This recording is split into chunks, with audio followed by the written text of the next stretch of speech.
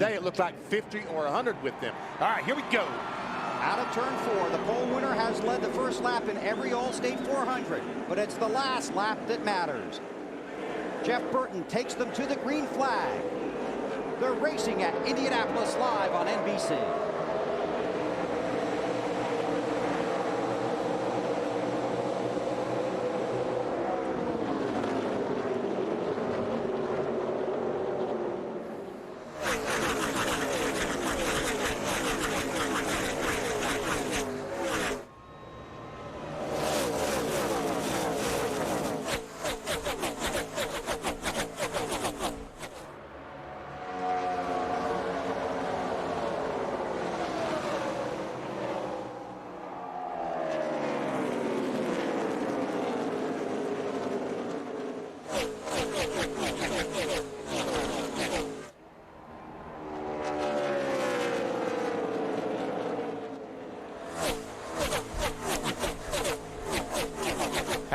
Do you think Jeff Burton wanted to lead that first lap at Indy?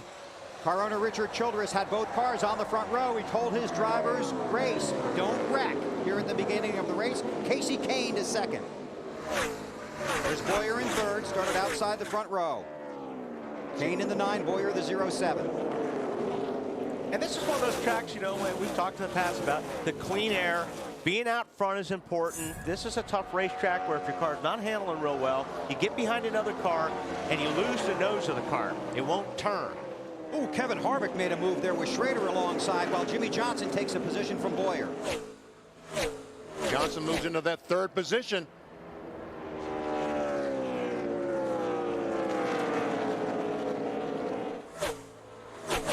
Pretty much single file right now. A couple guys making some moves for positions.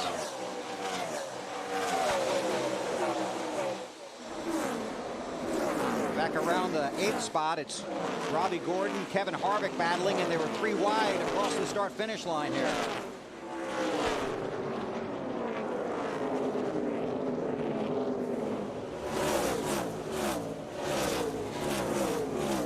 Uh-oh, we got trouble. Elliott Sadler.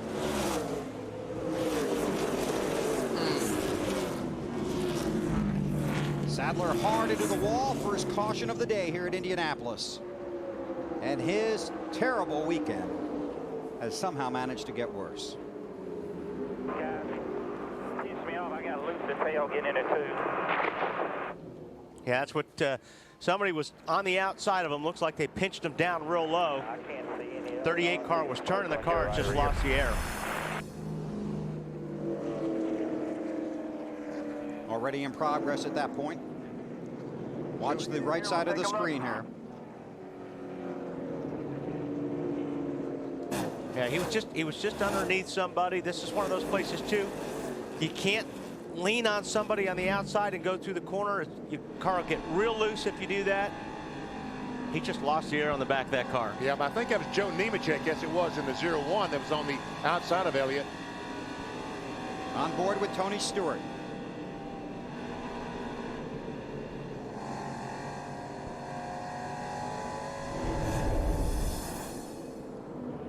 So Elliott Sadler I said, look, you want me to go to the garage? heads back to the garage. I heard him say, do you want me to go to the garage? The answer is yes. Without a doubt. We can't fix that on pit road. He's been very frustrated here this weekend. Certainly not what they were hoping for. Their test didn't go well. Their weekend has not gone well, and their race day ends very early. But one of these cars needs to run all day. I talked to Butch Hilton, one of the crew chiefs this morning. He feels like they might have found something that's going to help them for the rest of the year. So they really need to run 400 miles a day to see if, in fact, it is better. He was pretty optimistic. I talked to him, too, and he was very upbeat. The pits will be open this time, but NASCAR has said no one can take fuel. That's an attempt to control the field because of the competition caution coming up at lap 15. That's right. Cars would go in now, change tires, and put fuel in the car. They would not stop at lap 15. And of course, they can make the lap 40. That might not be a bad plan to stop now, change 4 tires, and try to run to 40 to get some track position. Jeff Burton, the race leader, follows the pace car off of 4.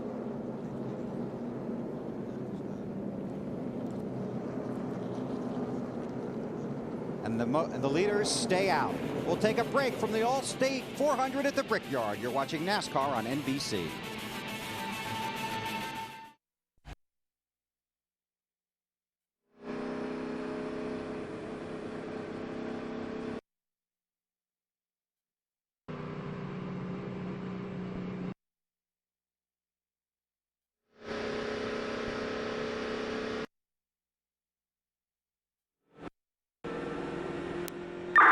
How's your water temp there, bud? Right now I'm about 220. When I was running there, it come down to like 215. 10-4.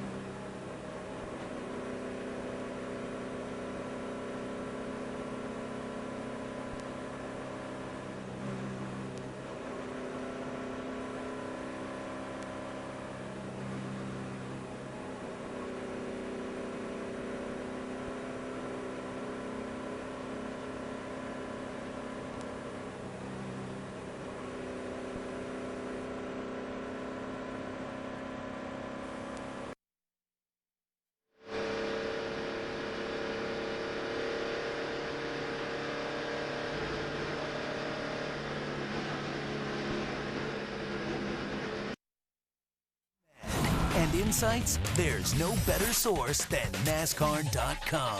For exclusive content and live racing action, go to AOL and NASCAR.com. NBC's coverage of the All-State 400 at the Brickyard is brought to you by Allstate, official insurance sponsor of NASCAR. By Nextel, only from Sprint. Get closer to the NASCAR Nextel Cup Series with Nextel. By Budweiser, the official beer of NASCAR. This is Budweiser, this is beer. By Sony, the official high-definition television of NASCAR on NBC. And by Ford, bold moves. Field getting the one to go. We check with Marty Snyder. And Bill, what a difference a year makes. Last year, Elliott Sadler had the best car here, the car to beat, and now he's out of it early. What happened? I just got a little loose under the 0-1, getting a turn 2, and just kind of took the air off my spoiler. It's just 100% my fault. Just been a tough weekend. Like you said, last year was so great and promising. This year we've just struggled a little bit, but 100% my fault. I just want to apologize to everybody, Snickers and City Financial and Ford and Ray Bessis and everybody. It's just it's been a tough weekend for us, and thought I was going to be okay, but just when it just came around on me. Earlier this week, Elliott said it was one of the toughest weekends of his entire career, Bill. And it just continues today. All right, Benny, where are we going here? Inside our Home Depot virtual garage, one concern, under the hood temperature is very, very high. This is the fuel pump. The exhaust here turns, it's about 1,100 degrees. Gets the fuel pump here very, very warm. That causes vapor lock. It boils the fuel inside the fuel pump. It happened to Sterling Marlin. Restart just a few laps ago. The car vapor lock, couldn't get it going. Jeff Gordon gets on the inside, goes on to win the Brickyard 400. That can ruin your day. It only takes just a little bit. Just one air bubble going through the carburetor just stops it. And what it does is it stumbles. You know, when you're going to shift, what happens is, you know, you step on the gas and it kind of takes off and it stumbles a little bit, and that's all it takes for the guy behind you to pass you. That's the commitment cone at the entrance to pit road. Wanted to make sure it was out there. I think somebody missed the to-do list this morning. In the drivers' meeting, they talked about the commitment cones in turn 2. They had some yesterday to keep the cars down from blending up on the racetrack. And yes, NASCAR said, yes, we'll pick those up. But I guess they forgot to put that one down. And there is the commitment cone. And last year it did not make it through the race. So just keep that in mind. It made it under somebody's car. Yes, it did. Went for a ride. Pace car to pit road. Jeff Burton, the race leader, with Casey Kane, Jimmy Johnson, Clint Boyer, and Greg Biffle in the top 5. We're racing again at the Brickyard. And watch the restarts throughout the day.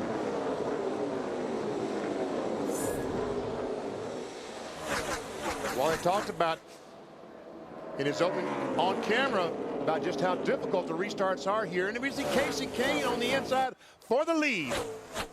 Kasey Kahne around Jeff Burton and into the lead. And here's something to think about. Jeff Burton won the pole. He was the second car to go out in qualifying. Kasey Kahne was the last car to go out and was pretty darn fast. How about it, Matt? Bill, he almost won this race a year ago, like you mentioned, and he told me last night, like a family looking forward to vacation, he has looked forward to the Brickyard for the last year. Their car, they didn't feel like was quite as good as last year's, but a good top 5 car, and he's flexing his muscle early, Alan. Jeff Burton has not said anything on his radio about his car's handling at this point. Obviously, he would like to have stayed out front, but Burton and team are looking to take care of this car. They want to get a feel for what's going on as far as these tires before they press too hard. And that's what's going on with Jeff Burton, who's fallen back to second. Who's that? On the outside? Way off the pace. Jeff Gordon. Very slow. 4-time winner of the All-State 400, clearly off the pace. Doesn't look like the car is running. Yeah. Here we go for the lead. Wow. Jeff Burton says, not today. Power move by that 31 car. Go ahead, go there. Oh, there we go. You're asking me. Go ahead, Alan. Yeah, I was just getting to Jeff Gordon's pit. I believe he's got a tire going down. That is the case. It's confirmed to me. Jeff Gordon with a tire going down. Now, earlier today, his crew chief, Steve Letarte, told me that he was going to not be concerned if they got lapped early in this race. He said, I think there are going to be a lot of cautions because of the tire situation. If we get a lap behind, we'll get a lucky dog pass to get back on the lead lap. They're upset here now, but they're not going to let it get to them. This is something they thought about already earlier in the day. See, Greg Biffle has moved by the 07 of Boyer into the 4th position. There's Gordon slowly down pit road. And again, as we've talked about throughout the Bank of America Countdown to Green and earlier in the race, tires are expected to be a huge factor here today. A competition caution coming in about 6 or 7 laps here in Indianapolis. The field roars by as Gordon creeps down pit road, AB. And they're going to make a 4-tire change on this 24 car. You notice they're not putting any fuel in. Not allowed to do that before the competition caution. So in a way, that's a bad break for Jeff, that they're not allowed to basically stay out when these other guys have to stop. They've already told Jeff on the radio, the crew chief has, we're going to lose a lap. Now they're saying there might be something broken under the left front corner of the car. You see the crew chief, the crewman rather, signaling there. Listening for the radio traffic. We'll follow up as Jeff leaves. Well, if he's the only car a lap down, then he will get the lucky dog in lap 15. Right. But yeah, let's go on that, AB, because it didn't look like one of his tires were flat.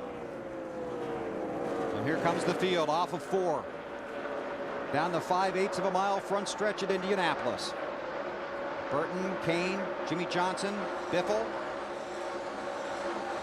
It's Clint Boyer in 5th.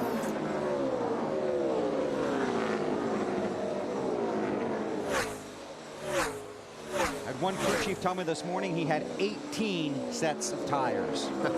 Boyer just taking over 4th spot from Greg Biffle. 400 miles. Marty? Well, Clint Boyer started second, Bill, and now he's fallen back, or actually up to the 4th position. And I talked to his crew chief, Gil Martin, this morning, and he said, you know, I'm going to tell him that this is a marathon today. It's not a sprint. Do not try to win this in the first run. Take it easy on those tires. They know they have a car that can win. Clint's biggest problem, he doesn't have the experience here at Indianapolis. He doesn't know how to pass other cars here. They want him to feel out the racetrack, get a feel for this race, let it come to him, and then go for it aggressively in the second half of the race. But in the first half of this race, just take it easy. Among the drivers on the move, Tony Stewart up to 19th. Kurt Busch up to 25th. Dale Earnhardt Jr. up to 20th. They all started deep in the field. Kasey Kahne started near the front, staying at the front, Matt. Bill polling a number of crew chiefs this morning in the garage. They pointed the RCR cars, especially the 31, as the car to beat. Now Kasey Kahne has dropped back to second, but he is gauging where the 31 of Burton makes his entry and exit as to how much he is off from Burton. Now they're going to make a small chassis adjustment. The 9 a little on the tight side, AB. Story. That's what it. Go ahead, Alan. The story on Jeff Gordon's car, sorry, a little chaotic down here, Bill. I'll bet. The story on Jeff Gordon's car was not a flat tire. There's a bolt that is broken that holds the front anti-sway bar in place. That's what appears to be dragging under the car. They're telling Jeff on the radio to hold on until that competition caution comes so they can try and fix it without losing any more laps. And that's just a few laps away. And you can see how that car's rolling. See how the right front is down on the racetrack right now? That's what the car does when you don't have that bar hooked up, and that's not going to be good. See, the left front is way high in the corners. The car is rolling over instead of having that bar hooked up to keep it from doing that. So when he goes in the corner, that left front's supposed to just go right down the racetrack, but it's lifted up. And 42 guys are about to pass him. Yeah, that's going to put him 2 laps down. So early problems for the 4-time winner of the All-State 400 at the Brickyard. I think he's just going to come in and get it fixed now. No, Selma, he is way off the pace with that thing broken like that. Doesn't matter. He's still going to get the lucky dog and get a lap back. Then you beat. And now Jeff Gordon is being warned to pick up his speed. You must meet the minimum speed, which is 56.25 seconds. His last lap was a 59.5. You have to run 56.51. So he's got to pick up 3 seconds. But what has he got? One more lap? It was about lap 15, right, BP? About lap 15. And that's what we're working next time around.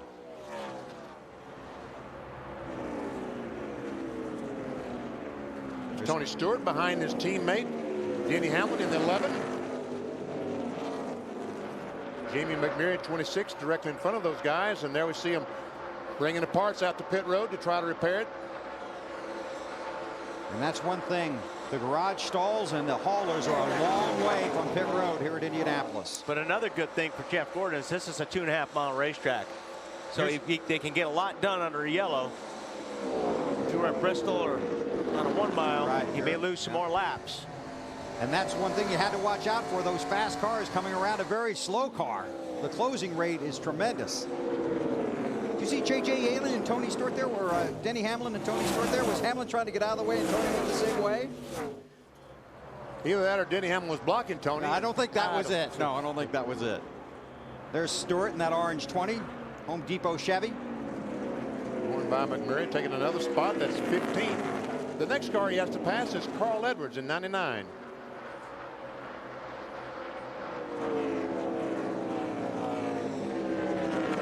Dave, what's Tony Stewart saying about that 20 car, Dave?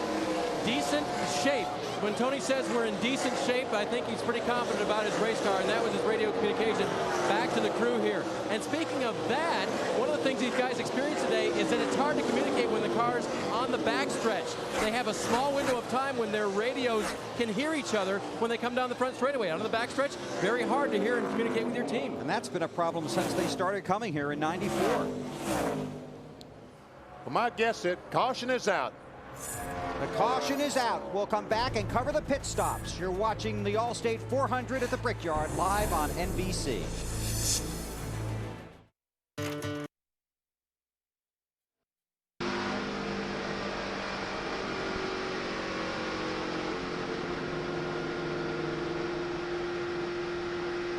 All right, Kim, I'm going to do 4 tires here. Fill you up with gas and a little air out of the right front. Well, I picked up a vibration that last lap. I don't know what we got going here, so.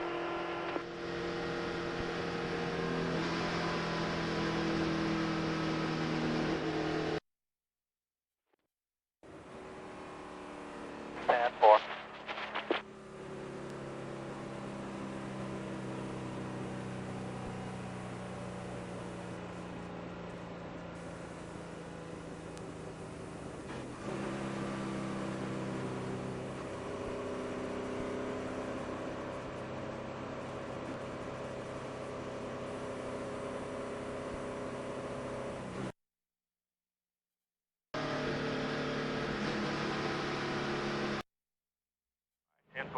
That'll be your job today, Sean.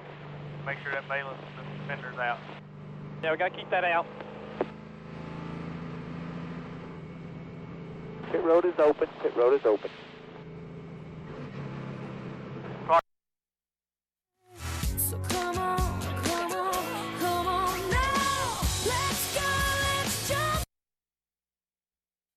left rear on.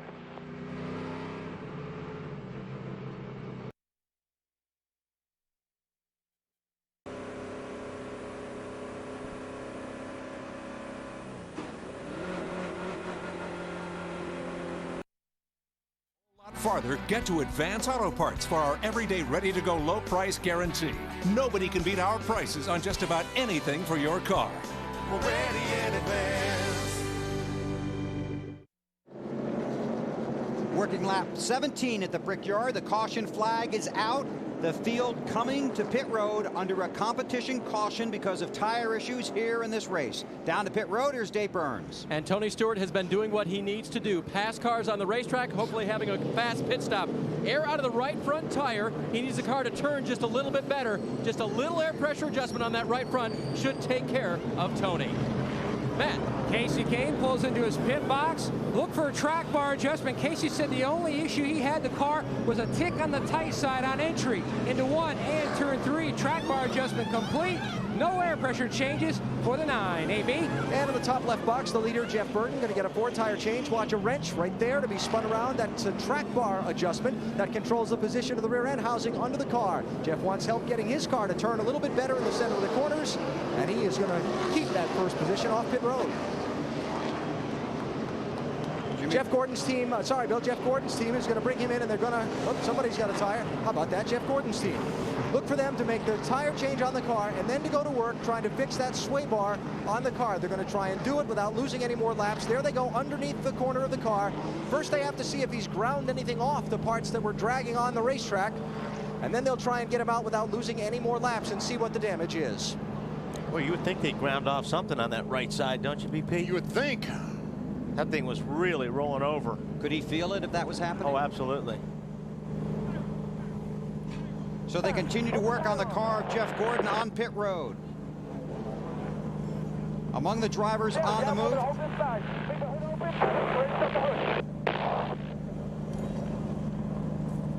Tony Stewart has gained 17 positions at the caution. Dale Earnhardt Jr. 12.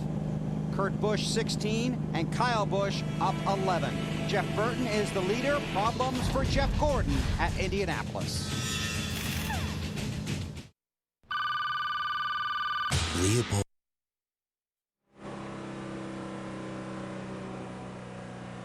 That's your tires.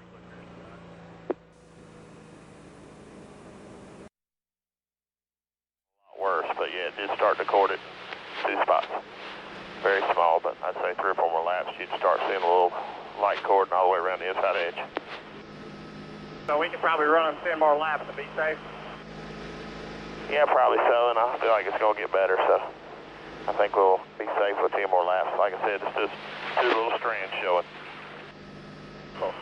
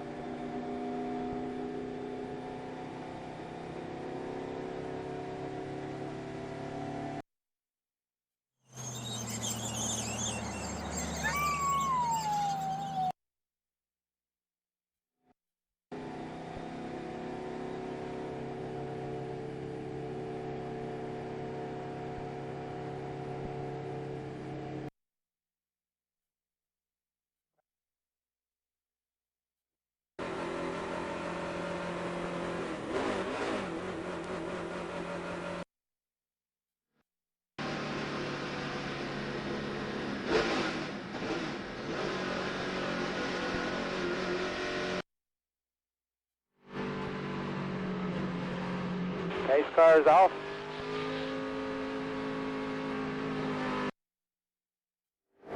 Thanks, Alan. They passed up the lucky dog, so Gordon does not get a lap back. The green is out. Just throw this in real quick. Dale Jarrett ran out of fuel here a few years ago, made up 4 laps. And that was without the benefit of the lucky dog.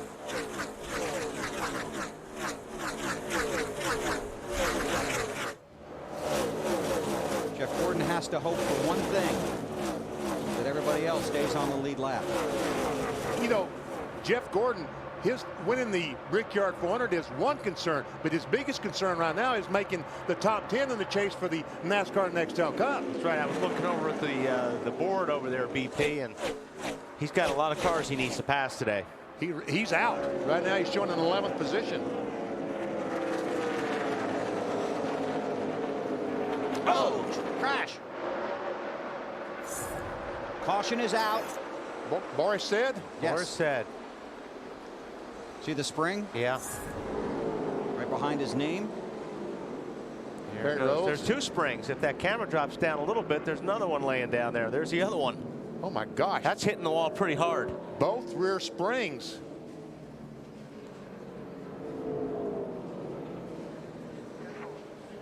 Boris, the veteran road racer, raced his way into this field, started 43rd today. Boris got turned. Yeah, Reed Sorensen in 41.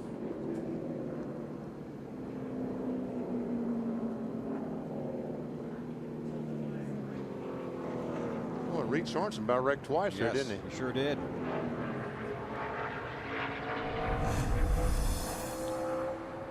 Jeff Gordon is the lucky dog. He will get 1 of his laps back. He's currently scored 4 laps down. Good to see Boris is okay.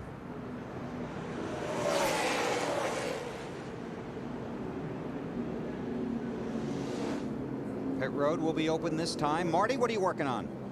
Well, Bill, after the last caution, as soon as the green flag came out, Kurt Busch came on the radio, asked his team, did you get all the lug nuts tight? He said the left front has a big vibration. He wasn't sure if it was the brakes or lug nuts, but just to be safe, they're going to come to pit road, see if it was indeed lug nuts. If that is the case, that's actually good. The caution, a great benefit for these guys. They can get these changed under yellow. We'll keep an eye on the 2-car of Kurt Busch and take a break from the All-State 400 at the Brickyard, where Jeff Burton leads Jimmy Johnson and Casey Kane. Wherever you're going.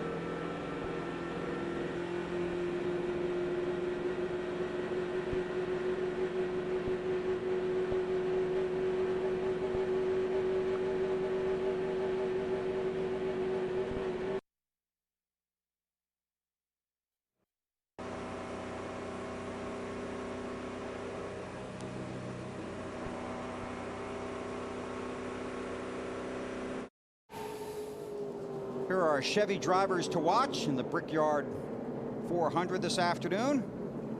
You can see they've had some success in 2006. Jimmy Johnson, the leader, with 3 wins. Jeff Gordon has a long way to come back. And Denny Hamlin's 2 wins, both coming at Pocono, and of course Stewart won here a year ago. Matt on tires.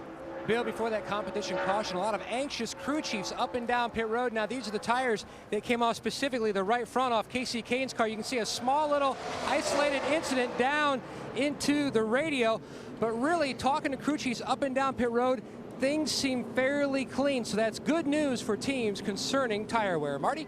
Matt, for Kurt Busch, it was good news. It was a loose right front tire. They got to change that under caution. But now the problem is he's got to work his way back through the field once again. But obviously he had a fast car the first time. He should be able to do it again. At least they hope so. Thanks, guys. Big day of sports here on NBC. The All-State 400 at the Brickyard this afternoon. And tonight, the NFL returns to NBC. Al and John will have the Hall of Fame game. The Raiders and the Eagles. That's 8 Eastern time tonight, right here on NBC. Look at all the people. Love coming to Indianapolis. There's Jeff Green's car, and he's got a passenger on the side. Randy Moss. See him in action tonight. See everybody in action right now. Green flag is out.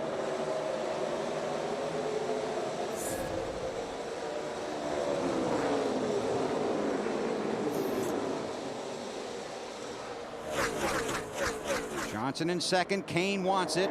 Casey Kane in the 9. Jimmy Johnson the 48.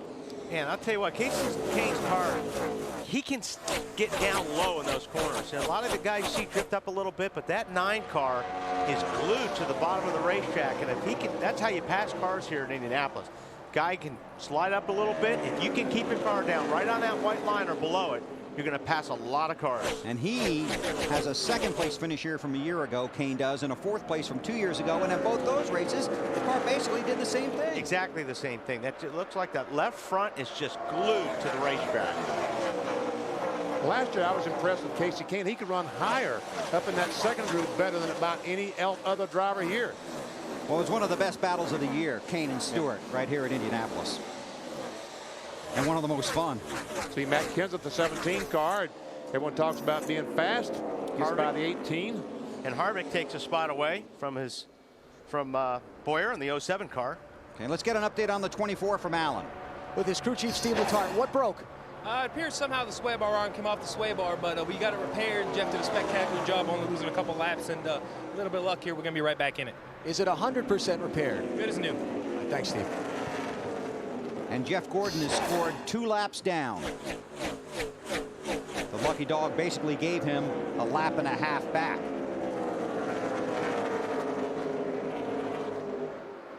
Kenny Hamlin, 11 car. Taking a spot away from Kenny Schrader.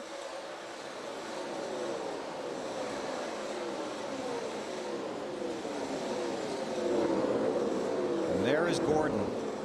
Car looks a little different this week. DuPont selling an aftermarket paint product called Hot Hues. Same paint scheme he ran at California earlier in the year.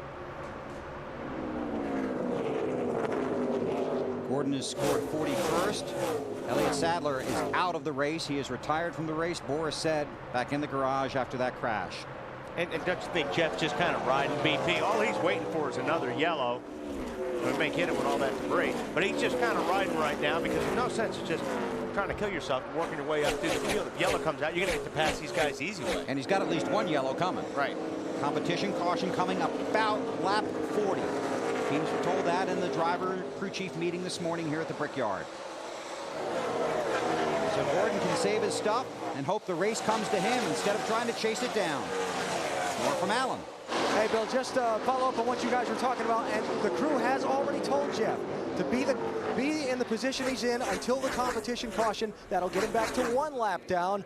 Then they feel like they can race their way back through and get another lucky dog and be right back in the thick of things. They are still very optimistic in the Gordon pit. And when you're 1 lap down, you get up there next to Jeff Burton and you try to earn it back. Chad Chapman with his hand out the window there, signaling to Gordon, telling Jeff to go by on the inside. Here's Matt Kenseth, former series champion, runs in 6th, and Marty's got an ad. And as BP would say, he's going somewhere. Isn't that right, BP? He is. From 20th to 6th for Matt Kenseth. And he talked about him quitting happy hour early yesterday. You know, Matt saw all the tire problems other teams were having. He said to the crew, you know, I'm fairly happy with the car. And if it's all the same to you guys, see all these guys having problems, let's just quit happy hour early. And they all said, okay, sounded good to them. And they have a terrific race car. They thought about making some changes because of the mandated tire pressures NASCAR came down with this morning to the race car. They said, you know what, it was so good yesterday, let's leave it alone. Obviously a fast race car, feel like they can win this race finally here at the Brickyard today. He's past the 07 of Boyer and is full half a dozen car lengths away from him. Third here a year ago for Matt, second, 16th, and 5th in the last 4 races at the Brickyard. Scott Riggs in the 10 car is running 10th, and right behind him Carl Edwards. Yeah, but look who's behind Carl Edwards. Running 11th, and right behind him Tony Stewart. Dave. And he's picked up 20 positions, Bill, 32 minus 12. That's 20 positions for Tony Stewart on the day. So he's been one of those guys that have been driving his car very hard. So you might wonder what his tires look like when they came off. Checked with the crew, looked at it myself. Very good. And as the crew put it, and he was hustling the race car. Now, judging from the pre-race, Tony Stewart has put Pocono behind him, and Carl Edwards has not. That's right. Well, because Carl Edwards was on the receiving end of that deal, so. I believe the word Carl used was moron. And I believe I'd be real surprised if Tony gets to him. I think he will give Carl more than enough room because he knows, listen, I know this guy's mad at me. I'm going to try to race him as clean as possible. And Carl Edwards is going, boy, this guy better race me clean as possible. Or I talked to Carl on Friday, and he said he is so mad at Tony Stewart, he doesn't even want to think about it. He's concentrating on one thing, the next 5 races to get the points back. Let's take a lap with Tony. Yeah, this is such a cool place. It's a very flat racetrack going down the back stretch here. 200 miles per hour as you enter these corners. You roll out of the gas. You use a little bit of brake. You try to get the car down the bottom. You get right back after the gas, and you drive it right up to the wall as close as you possibly can off the gas. Pick it up a little bit here, and then just try to get after it as hard as you can, as fast as you can. You use a lot of racetrack, and you'll see these cars get right up against the wall. And what they're trying to do is they're trying to arc the car into the corner, and that wall is there, and they're just using every inch of the racetrack to help arc the cars into the corners. You talked about using a little bit of brake. This morning, Wally, all these cars had 3 brake hoses going to the brake. Yeah. They are using unbelievable amount of brakes just to get these cars to slow down to go through the corner. They're pushing so much in the corner, they got to check up the speed some way to get them to turn. Tony Stewart started 32nd today, wants to win, but knows patience is the key to getting there. I think with the way our race played last year, and you know, we weren't at the front of the race, you know, early in the day like we've been accustomed to here when we've got good. So, you know, it's nice having our experience last year to where if we do qualify toward the back, that you know we're cautious enough to be patient at the beginning of the race and keep the big goal in mind. I think now. This race is 160 laps. Basically, the first 100 laps get you into position, and then 60 laps to race for the title at the All-State 400 at the Brickyard. Tony didn't lead until lap 100 last year. Right now, Jeff Burton is the race leader over Casey Kane. Burton started from the pole. Up front, plans to stay there.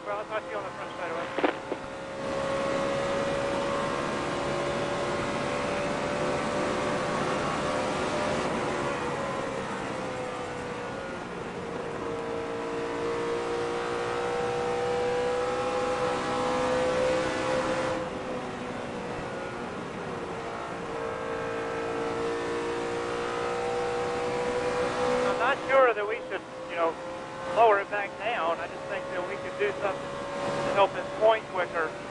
It'd be better. Copy. Copy.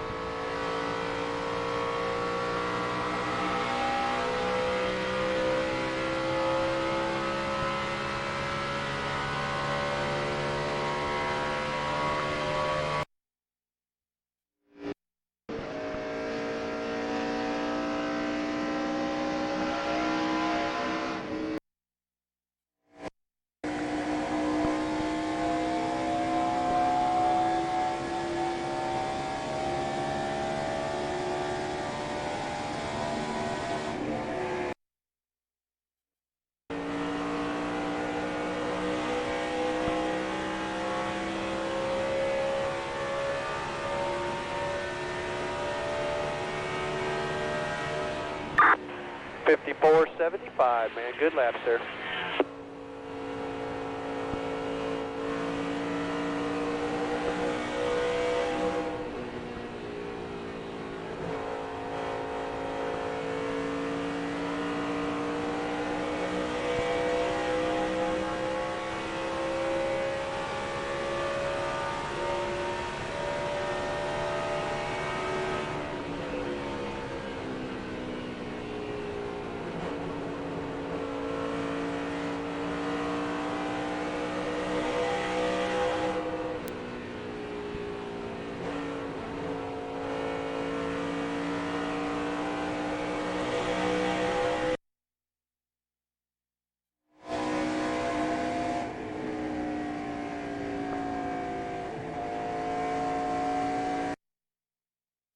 Fast chassis setup in yesterday's final practice, but he wasn't sure how confident to be in it because they were so awful all weekend.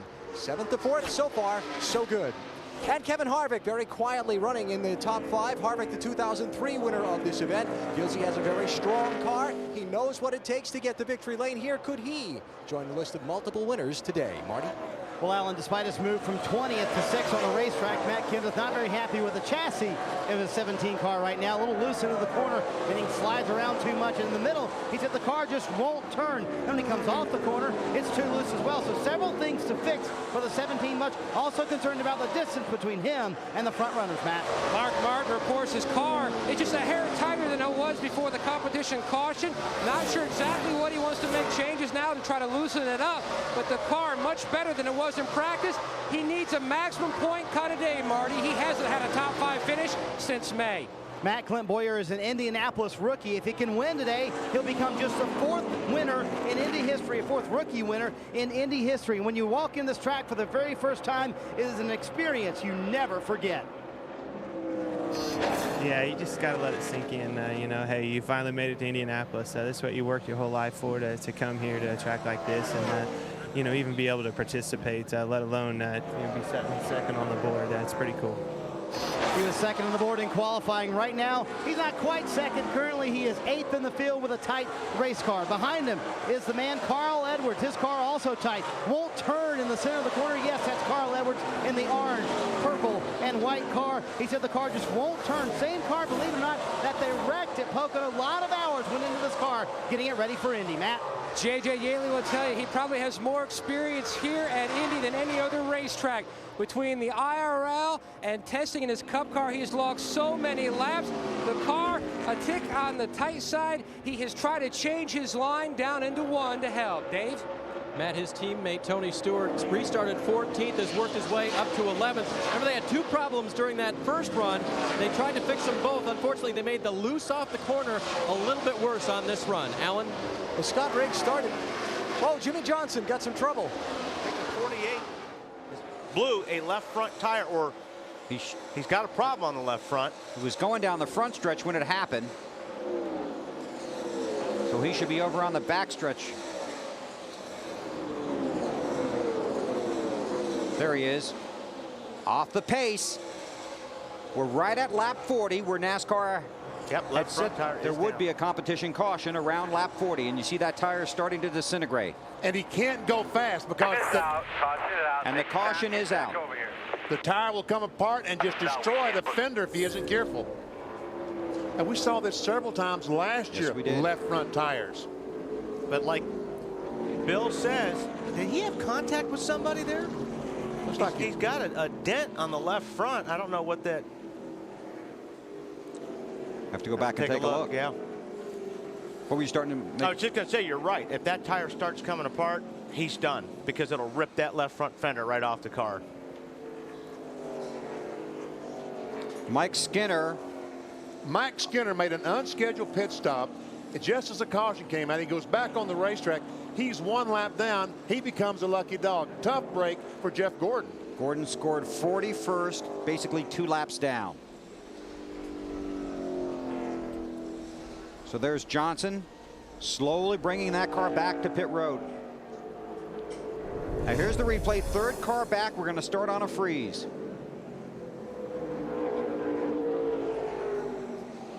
We see him going to the inside. Yeah, he knows something's up right there. You can see the left front fender is already dragging the racetrack. So it doesn't look like he made any contact. It looks like the tire just went down.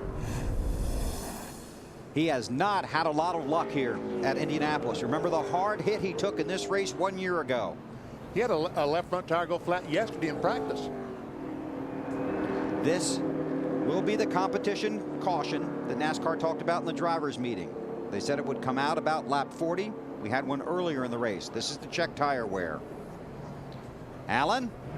Well, Bill, remember Jimmy Johnson told us before this race he was very nervous about the situation today with the tires. Didn't know how hard to press. Just wanted to get a top 10 finish. Said a top 5 would be like a win. You can see the casing, the outer casing on that left front tire is gone. In fact, the inner liner is gone. They're checking to see what kind of damage they might have done to the car underneath on the flat tire running around the track. Crew Chief Chad Knaus calling out on the radio for his team to check it over good and make sure everything looks okay. They're going to send Jimmy out and try and keep him without losing another lap. Thanks, Alan. Now that's a burnout. You see the fuel. Dave? Tony Stewart on pit road. He radioed to the crew. I'm about a 3 or a 4 loose off the corner right now. They're going to make a track bar adjustment and air pressure adjustment for that. Of course, he will take 4 fresh tires. Matt? Dodge boys have made headway for Casey Kane's number 9. The car's still tight, but not as bad as it was earlier in the race. Oh, the tire changer slips in fuel that was spilled coming around the car. Marty.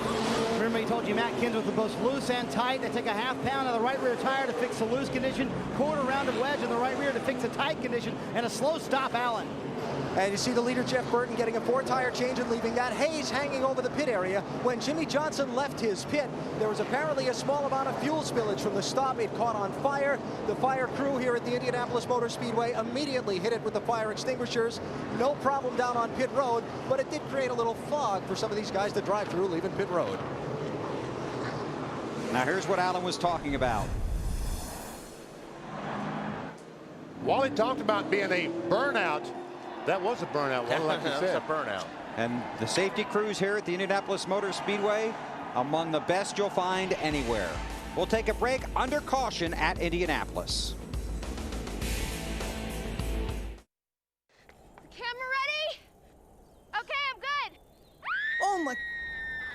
Oh my God.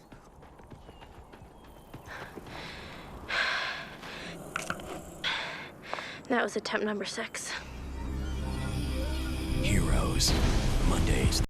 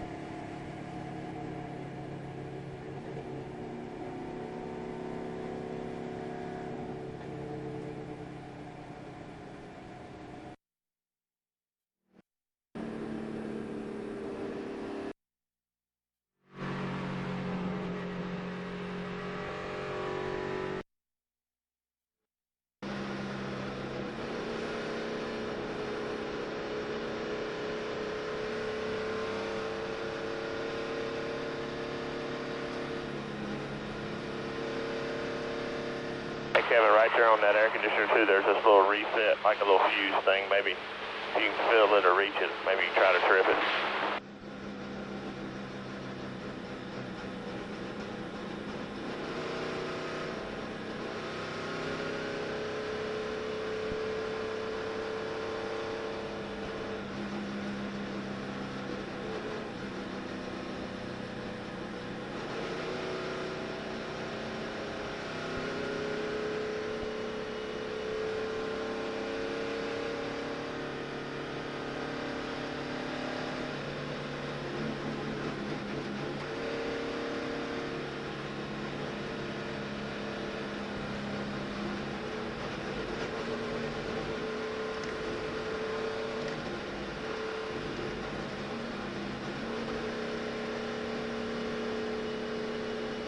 Do you want to go with the line?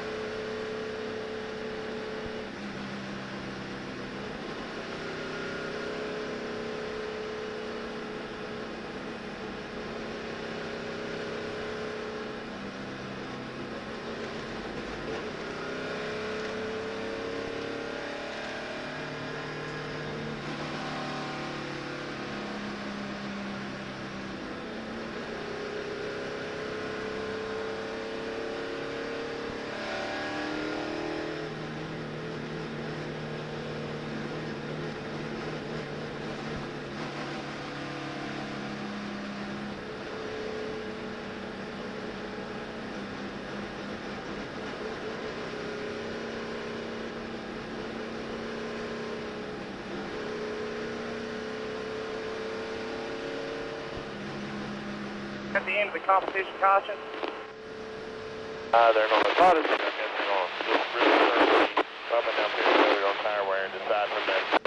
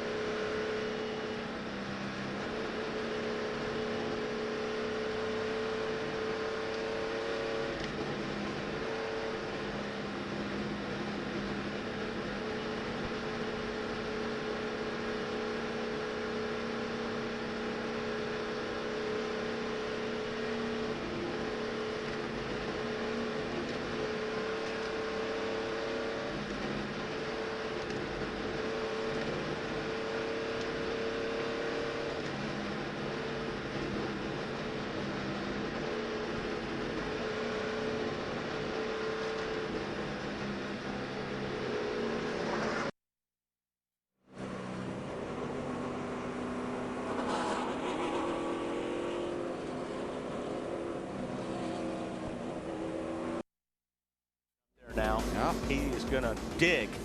He's trying to get that one, at least one of them back. And now he's going to find out if they really fixed his car. Yes.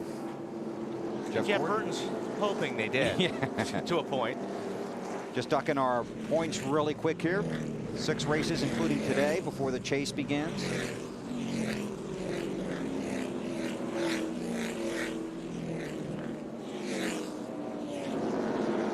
That's how we started today in the points. And they'll change throughout the day. So Gordon 2 laps down on the inside. Jeff Burton, the race leader. He's led 41 of the 43 laps.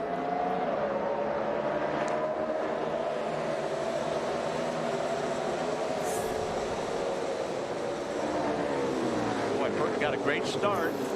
Didn't even give Jeff Gordon the opportunity. Here comes Harvick on the inside of Gordon. They all want by Gordon. I'll tell you, you get a guy like that a lap down if you can keep him down. Absolutely. No friends here right now. Exactly Sorry, right. Jeff. Oh, here we go. 3 wide back there. Martin going by Casey Kane. I'll tell you, I think that 6 car is something to watch today. Mark hasn't been overly strong the last few weeks, but you know what it would mean for him to win at Indianapolis. More on Mark from Matt. And he'd love to get Jack Roush a winner's trophy for the car owner here on the inside. Now Mark's car free in, free off, a little tight in the center, but they're trying to work on that loose condition more. Made a significant track bar adjustment. He'll be able to tell him in a couple more laps if they definitely made some big improvement on that car. And that 9 car right behind him, Casey Kane trying to work his way back to the front. His car tick on the tight side as well. 2 of the cars they were talking about in the garage this morning. That was pretty strong. Gordon stayed and kept that position there. All those guys were lined up trying to draft by him. But what's happened, Jeff Gordon's got all those cars behind him jammed up a little bit. And that allows Jeff Burton and Greg Biffle to race for the lead. There's Robbie Gordon in the 7 inside of Brian Vickers. Denny Hamlin in the 11. 7 car has shown some strength here this weekend, qualifying in practice. There's Kenseth taking a look underneath Casey Kane. Here are the updated points. We showed you how they started the day. These are updated through lap 47. Kenseth under Kane. Gonna take that spot. And we see that Jeff Gordon has disappeared from top 10, and there he is in 12th. Earnhardt Jr.'s gone by him. Now Carl Edwards on the inside. Yeah. I think Casey this year needs that low line, BP. I mean, it doesn't look like he's been very strong on the high side. Ah, here we go. Tony Stewart, Carl Edwards, old friends getting together at Indy. Stewart takes the position.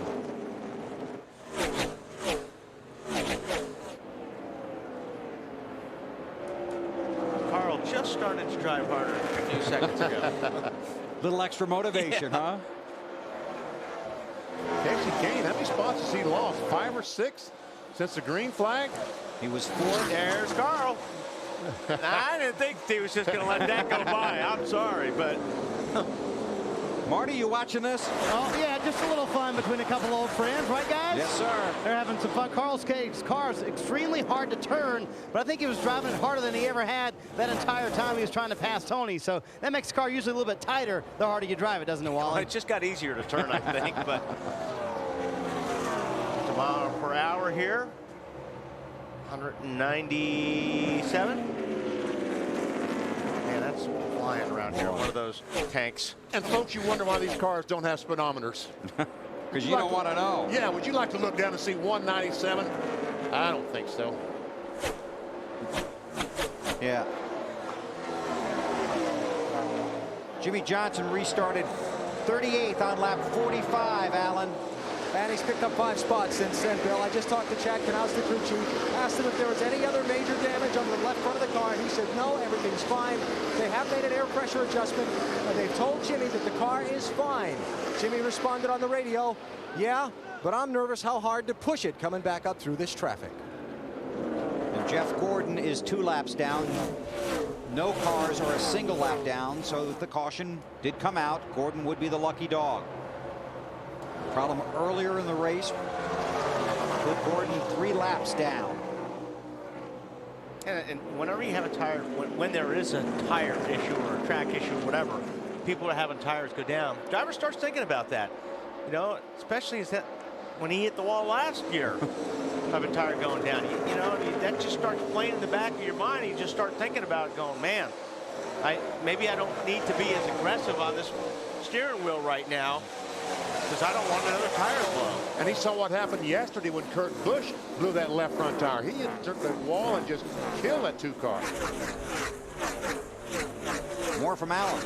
Hey, just to follow on this discussion, I talked with Jimmy Johnson about this very topic, about this race, the tire situation, and so on when we were riding around in the pickup truck during Bank of America Countdown to Green. He told me being the championship leader makes him especially nervous about this situation today. He knows he's got a race to work with, but he doesn't want to have a bad finish and fall back into the clutches of that big pile of drivers in points from 3rd on down. He knows their place in the chase is not clinched yet. He doesn't want to give a lot of ground up here today. Yeah, and it's not like, oh, he's afraid of hitting the wall. I mean, you know, that's not it. He's afraid of hurting the car, and he's afraid to lose those points. Right. You know, and it's not like, you know, he's lost any bravery here. He's just trying to be smart and get a finish at it. Well, basically, he doesn't want what happened last year to happen this year, because he came here as a favorite in this race, came here as the championship leader, ended up knocking down the wall, didn't finish well in the race, obviously, after this hit, lost the championship lead. Tony Stewart won the race, left here with the points lead, and Tony went on to race to the championship. This is the race that really took the air out of their sails 1 year ago. And what did he say last year? He remembered hitting the wall and really didn't remember anything else for a good while. We got, looks like smoke coming out of that left front again.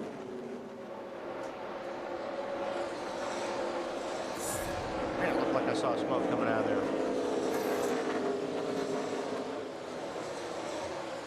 But we are being told that there is a possible tire rub on the 48. We'll keep an eye on that. 52 laps are in the book at the Indianapolis Motor Speedway. Jeff Burton leads Greg Biffle, Kevin Harvick, Mark Martin, and Matt Kenseth.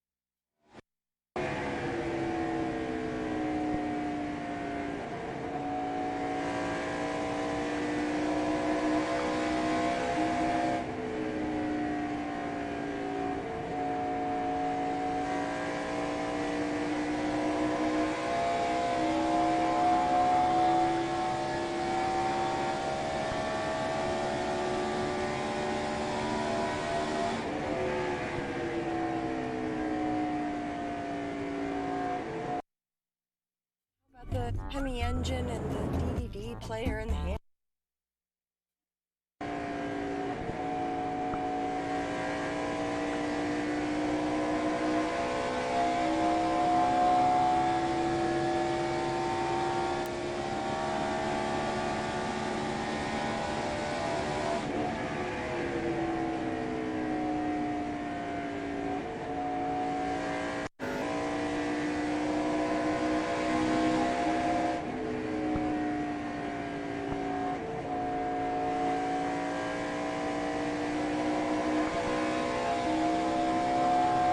Green here.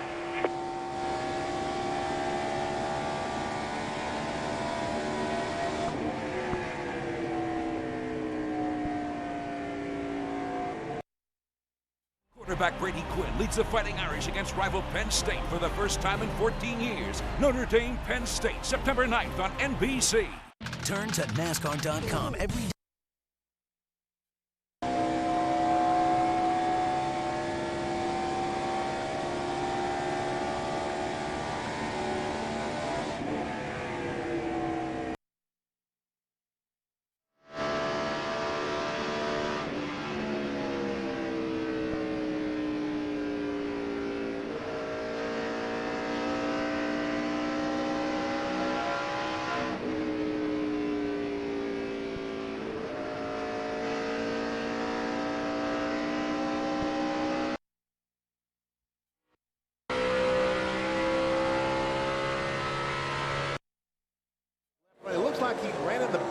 of someone that might have knocked that fender in on the tire. When he hits brakes, it goes down and rubs that left front tire. Yeah, because we saw that when they were in the pits, and there was a little bit of a damage, a little bit of a crinkle on that left front of the nose. Doesn't take much. They run these bodies so close to these tires now. Goes around Tony Raines in the DLP Chevy. Troy Aikman and Roger Staubach. Little wave out the window, getting some air in there. Raines is. We'll race today and then watch the Hall of Fame game tonight right here on NBC. This is a little deep in the field. Let's take you up front, go through the field. Allen has race leader Jeff Burton. Well, Bill, so far, pretty flawless day for Jeff Burton in that 31, taking advantage of winning pole position to keep clean air on the nose of that car and keep it out in front. Still going back and forth with his crew chief on how to continue to make this car better. Greg Biffle up to second place. His crew chief Doug Richard told me this morning they were going to play defense today, protect their place in the championship. What's the best defense? A good offense, like win the race and get the most points. Kevin Harvick has run from 10th to 3rd in the opening laps of this race. Kevin doesn't say much on the radio when things are going well. It's been pretty quiet on the 29 team's radio so far today. Matt? Mark Martin, the 6, almost won this race back in 1998, trying to close in on the 29 of Harvick. We got a caution on the racetrack. Caution is out, Matt. You're correct.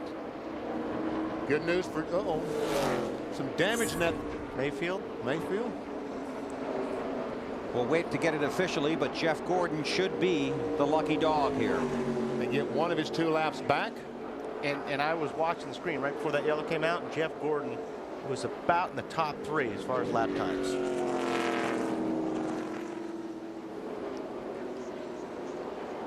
See if we can find out what happened to Jeremy. Watch the right side of your screen.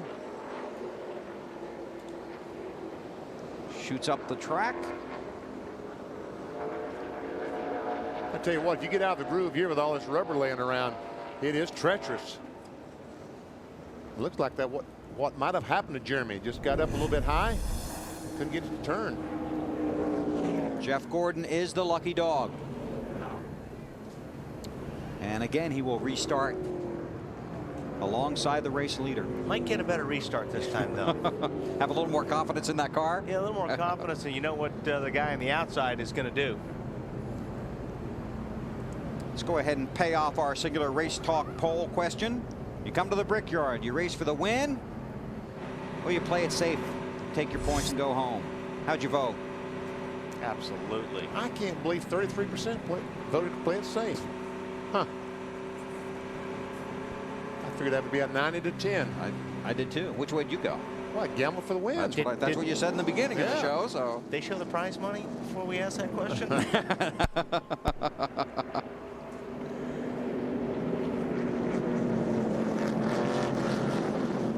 So Jeff Burton will bring the field to pit road with 67 laps complete. Be a busy place down there and not a lot of room to maneuver. Got to be careful. Dave? Tony Stewart again making his way down pit road. They did make some improvement on that last run. Tony complaining that the car is loose in the center, means it wants to spin out, but it's not as bad as it was. They're going to make a wedge and air pressure adjustment. Matt? Mark Martin just a touch on the free side. Look for just 1/8 of an inch chassis adjustment. They just got the wrench in the window. No air pressure changes for Martin. Marty? Matt Carl Edwards running 4th in right now, and they said the car just way too tight. They're kind of resolved to the fact they're going to be tied all day long. Quarter down on the right rear wedge bolt. Allen? Going to be a 4-tire change for Jeff Burton. They're going to undo a 0.2 of a pound air pressure adjustment they made on the last stop. 0.2 of a pound went too far. Burton will not be first off pit road this time. Evidently, Ryan Vickers in that 25 car has decided to do a little strategizing. My guess is that's fuel only or 2 tires. Our guys will check on it. We'll find out. By the way, you brought up the purse. Today is only $9.3 million on the line here at Indy.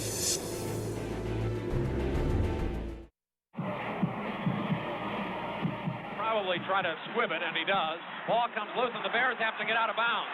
Rogers along the sideline, another one. They're still in deep trouble at midfield as they get it to Rogers. They give it back now to the 30. They're down to the 20. Oh, the band is out on the field. He's going to go into the end zone. Will it count?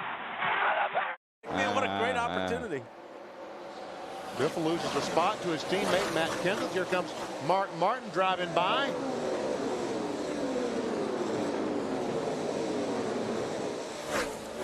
Well, Biffle's car's pretty good. Also, I mean, it's got great lap times here right before that caution came out. And watch Casey Kane going by on the outside, attempting to pass Biffle on the outside. Battle for the second position. Here comes Harvick. And Matt Kenseth looking on the inside of his teammate Edwards. Oh, he's going to get him.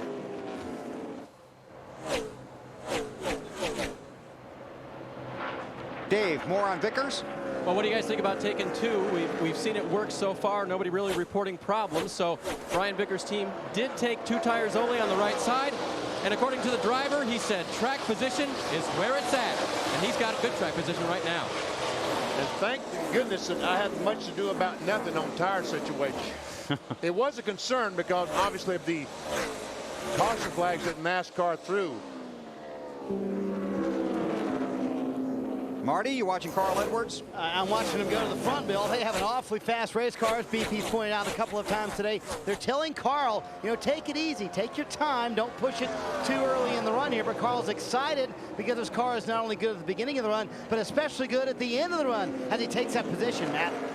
BP, you were wondering earlier about the 9 of Casey Kane, how he started to fade. What happened was he just got back in traffic. The car does not react well to dirty air as he dives on the inside of the 25. When he has a little more clean air, he says the car completely different. They tried to free him up some more with another track bar adjustment. I don't think that 25 car's reacting real good on 2 tires either. Doesn't seem to work too well. Because he's losing that track position in a hurry.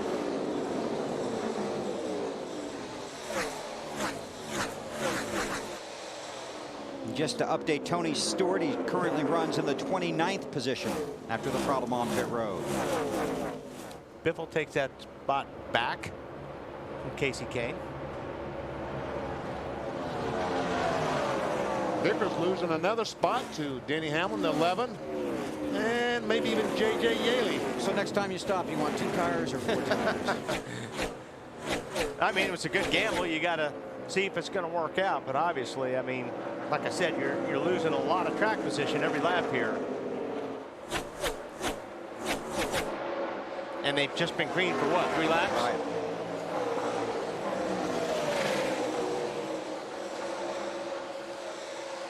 Right. Robbie Gordon on the move. Oh, he got the corner just a little bit too hard there. Did the 7 car. Matt, you working Robbie's pit? Well, he's been loose most of the day, Bill. They've tried different adjustments to tighten him up. The car, though, having a very solid run. This is going to be a great stretch, Robbie thinks, the next 4 weeks. All places that he feels this team can not only score top 10s, but contend for some wins. Well, I would almost guarantee next week at Watkins Glen that he will be a contender in his 7 car. The thing about watching Robbie at Indianapolis, you have to watch almost with one eye closed because the luck he's had, you just don't know when it's going to land on him. Up to the 7th spot. He's one of the many drivers with really strong ties to the Indianapolis Motor Speedway. Got some more, Matt? Well, Bill, he'll tell you the biggest heartbreak of all back in 1999. Coming to the white flag in Indianapolis 500, he ran out of fuel. He's had similar luck in the Cup car, but he feels like the luck, like you mentioned, maybe is changing. For his sake, you hope so. Scott Riggs in the 10, Clint Boyer in the 07. There's Kurt Busch right behind him. Busch in the backup car, Marty. And here he comes again, Bill. They've come from the back twice today, and Kurt is doing his best job of trying to be patient coming up to the field. And couple that with the fact that he's had an extremely tight race car. It's been hard to turn in the corners. They've made several adjustments on all their stops, and yet he still continues to work his way back up to the field on this run from 38th to 17th. Dave? As far as Dale Earnhardt Jr. goes, his car has been very, very tight, and he's been wanting it looser and looser. Now, his cousin, Tony Eury Jr., is the crew chief on that car in a way that you can only talk to your cousin. Junior radioed in before the last pit stop. Is it loose enough? Come on, get to it. So Tony Jr. put 4 rounds up on that track bar to try to loosen that thing up for Jr. 4 rounds. Jeff Burton continues to lead here at Indianapolis. We'll take a break. When we come back, we'll take you through the field in the All-State 400 at the Brickyard.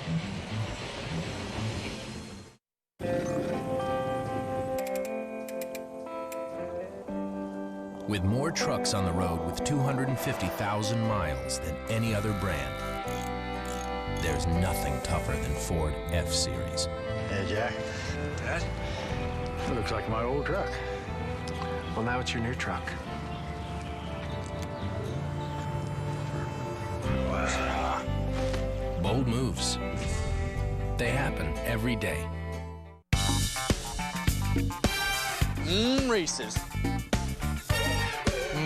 Caramel. You got your caramel on my Reese's. 3 great tastes that taste great together. With caramel. Reese's Peanut Butter Cups. In between practice runs, it's a scramble to modify Tony's car. So our team carries Sprint mobile broadband cards to every track. They can wirelessly download performance data from headquarters and make adjustments that make a difference.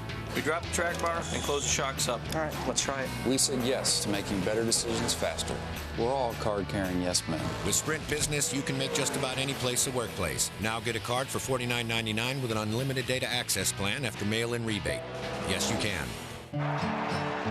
The more we get together, the more we get together, the happier we'll be. 'Cause your friends are my friends and my friends are your friends. The more we get together, the happier we'll be. Absolutely, ma'am. I love the sound of your baby. Get together.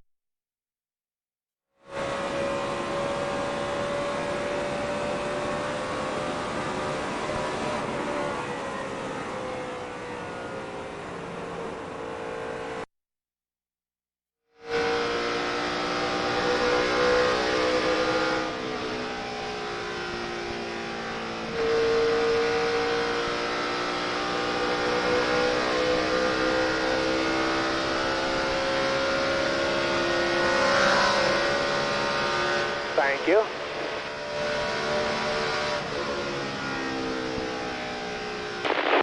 Leading on lap 69.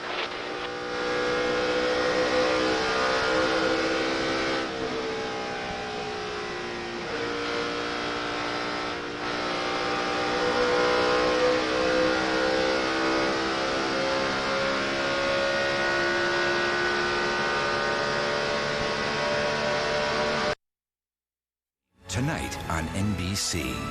Turn to NASCAR.com.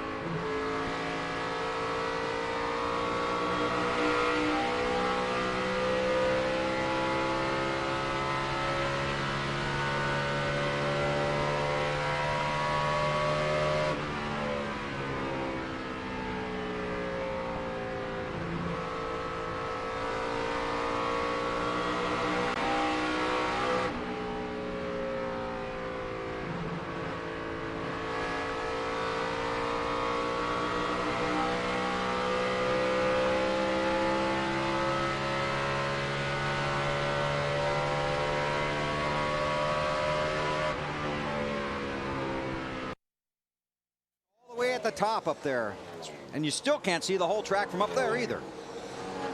But it is a spectacular place, and you have to think how happy Richard Childress is today and where his cars are on the track and in the points after they have struggled for so long to get back to the top. Yeah, Richard has not been afraid to make changes. And I'll tell you what, Carl Edwards is coming. I think Harvick looked up in the mirror and said, you know what, I better get going. Well, we better get going too. Through the field, starting with the race leader, Jeff Burton. Here's Alan. You know, Jeff Burton was very quick yesterday in a press conference here at the racetrack, Bill, to credit Richard Childress for wholesale changes through his team. Brought in new people in the engine department, the engineering department, the chassis building department, the aerodynamicist. As Kevin Harvick goes through for the lead, Burton says Richard Childress still has the fire to win races and championships. I just finished talking to Todd Derrier, Kevin Harvick's crew chief, a moment ago. He said everything is going fine, and he really wasn't sure how hard Kevin was pushing it. He thought Kevin might have been holding back a little bit, trying to save some tires for later. Mark? Alan, the RCR teammates have a Roush duo coming behind them. Carl Edwards with a fast race car. And yesterday they said this car was, quote, terrible. Today they threw everything at it, changed almost the entire setup. Now they're in third. The car very good, trying to get around Jeff Burton. His teammate Matt Kenseth maybe a little bit better at the end of the run than the 99, but Matt came on the radio a moment ago, told the guys, this is the best set of tires we've had all day long. For the end of the race, I want another set, just like this one, Matt. Owner Jack Roush has to be pleased with the fact that all 5 teams are running in the top 10. Mark Martin not pleased with his race car, though. He says that small chassis adjustment has now made the car swing back to the other side. Now it's just way too tight, Alan. Greg Biffle had a little trouble on that last restart, dropped him back to 8th spot. Not sure if it was just air pressure that didn't agree with his car's handling or what, but he's back on track now. He's moved back up to 6th position, and Biffle trying to get back toward the front. Matt? Casey Kane has 2 starts in the Brickyard 400. He has finished 2nd and 4th. He has said for the last year he continues to replay last year's race over and over in his mind. He said today it's not about the chase at the end of the year. It's all about winning this race. A lot of things dictate how the finish is here, and we're going for the win. I mean, that's all I'm here for, is to win the All-State 400, and points will come. Hopefully we'd make the right decision in that situation. But yeah, we're going for the win. The decision on pit road was to try to free the race car up. Went up on the track bar. He says it has helped, but he still has that issue, Marty, with dirty air.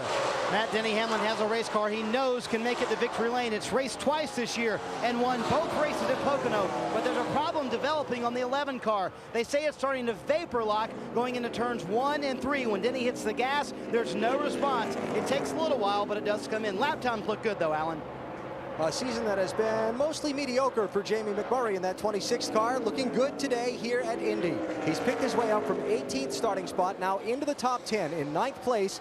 Very slowly but steadily working his way toward the front. And how about the recovery of Jimmy Johnson? Remember when he had the tire go down back earlier at lap 39? He fell all the way to 38th place then. His pit crew got him 5 spots on that last stop. He's gained a few more since the green flag. Johnson back in the top 10. Matt? Back in 1997, J.J. Yaley finished in the top 10 in the Indy 500. Just outside the top 10 running today in the 11th spot. The car has been tight down in turns 1 and then on entry down into turns 3. They've made progress. Meanwhile, the 7, as you see the 18 wiggle back and forth. Meanwhile, the 7 of Robbie Gordon, his car has been loose most of the day. He has come in here with 4 straight top 20 finishes. They had high hopes, especially Marty, after finishing 13th at Pocono. Matty Clint Boyer has struggled with a race car that just will not turn. He said he can't be aggressive with it going into turn 1 in a battle for second. Bill, look at that Carl Edwards go. Around Jeff Burton and into 2nd place. And the crew giving Carl a big hand as he goes down the front straightaway in the 2nd spot. But they're thinking 1 more to go, Carl.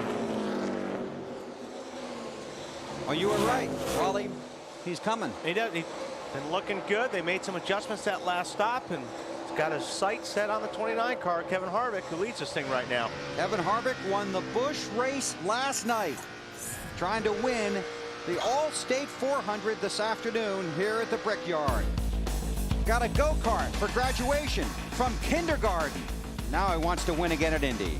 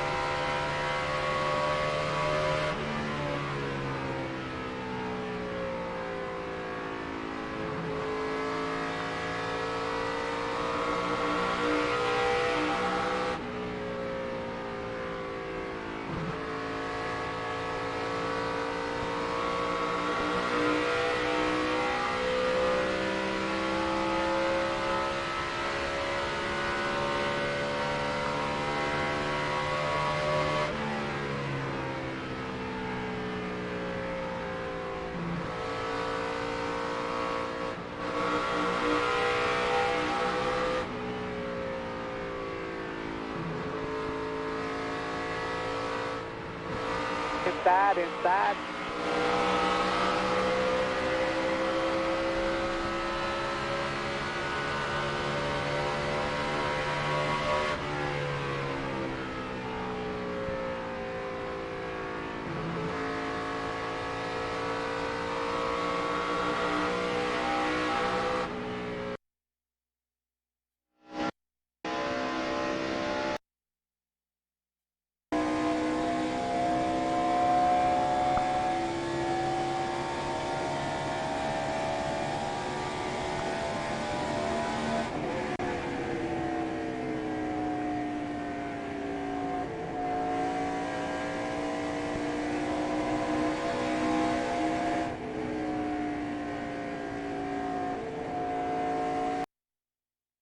Complete. Kevin Harvick is the race leader here at Indianapolis.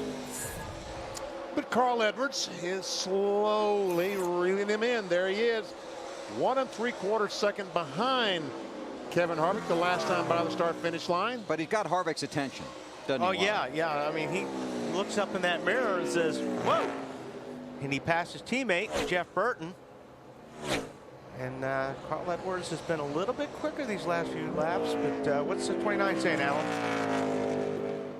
Yeah, well, let me just add this to the discussion. Kevin Harvick came on his radio at lap 77 and said, I'm just riding.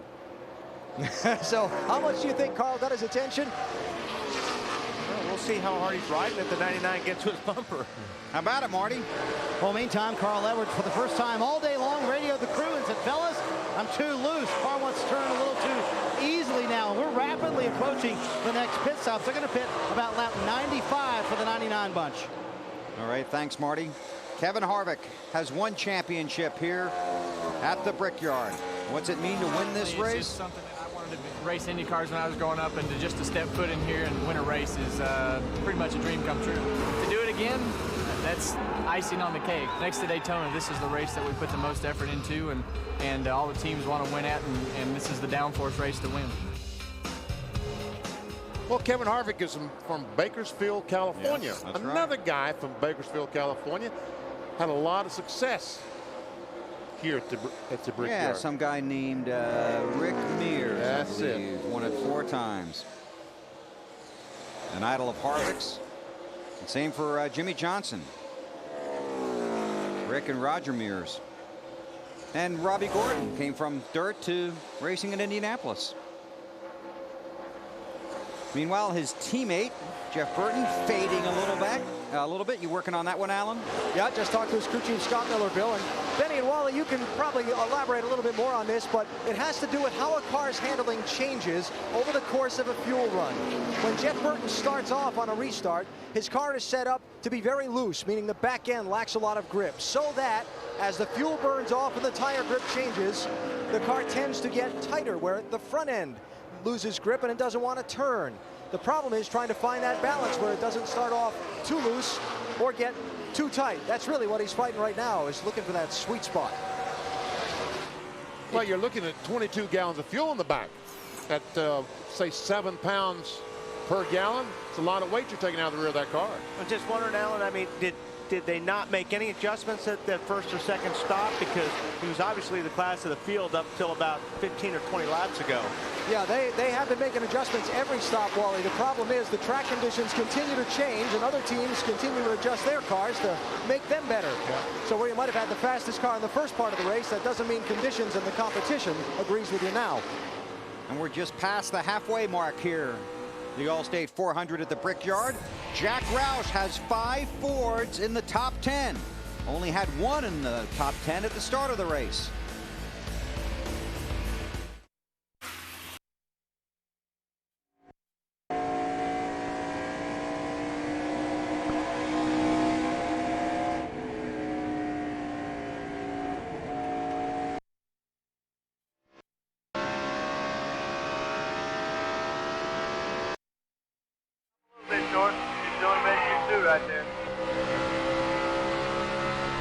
Ain't even the best I can do.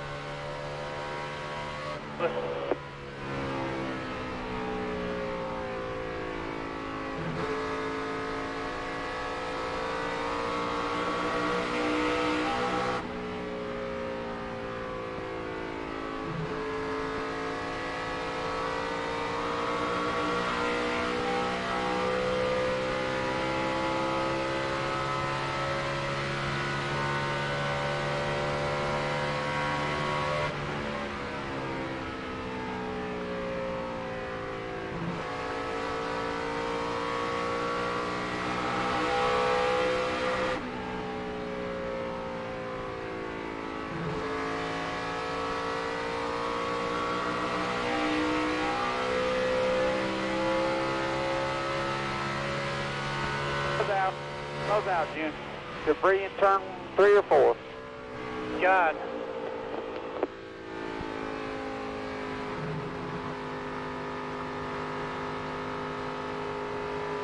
Front end just don't work at all. It's worse than it was. I mean, and the last change is should have blew loose the tail. He didn't push through turn 2. He ain't pushed through there yet. I mean, it's plowing trying to get into 2 now.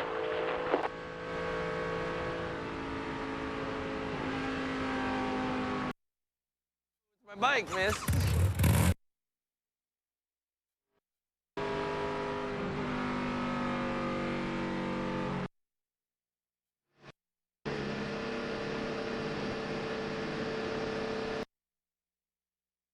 And I think they'll be going to take West out.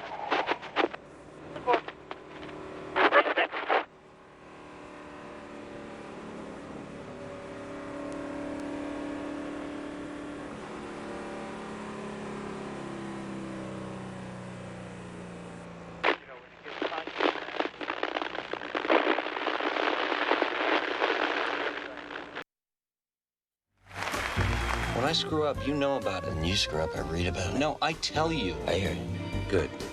Because I don't remember what I just said. Studio 60 on the Sunset Strip, Mondays this fall on NBC. We're under caution here at the Brickyard, 6th caution of the day. This one is for debris in turn 3. Kevin Harvick is the race leader. Jeff Gordon is the lucky dog.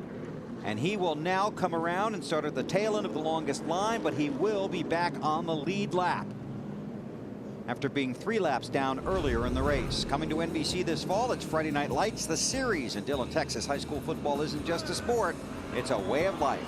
Friday Night Lights, Tuesday this fall on NBC. This will be a quickie yellow when they open the pits, so everyone is eligible to come down pit road.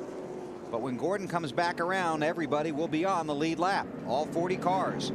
Boris Said, Elliott Sadler out of the race, Jeremy Mayfield in the garage. A little bit early on their window, but they'll still all come in.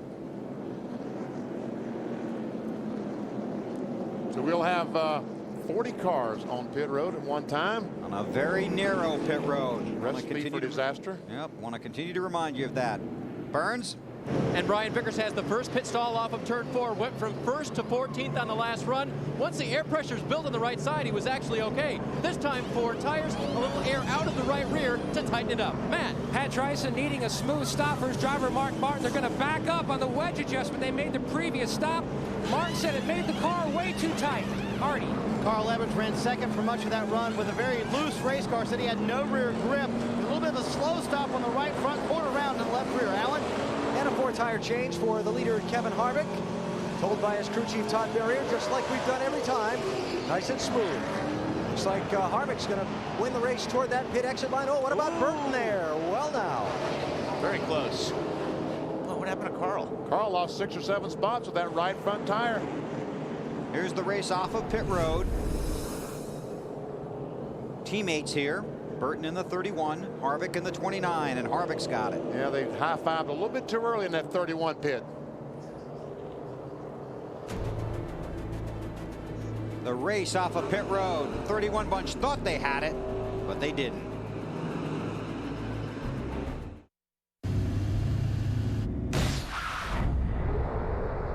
All-season radio tires, anti-lock brakes, electronic stability control. They made everything about the automobile safer, except the driver. It's why Allstate offers the Safe Driving Bonus, with cash off your renewal bill for every 6 months you don't have one of these. It's time to make the world a better place to drive. That's Allstate, Stan.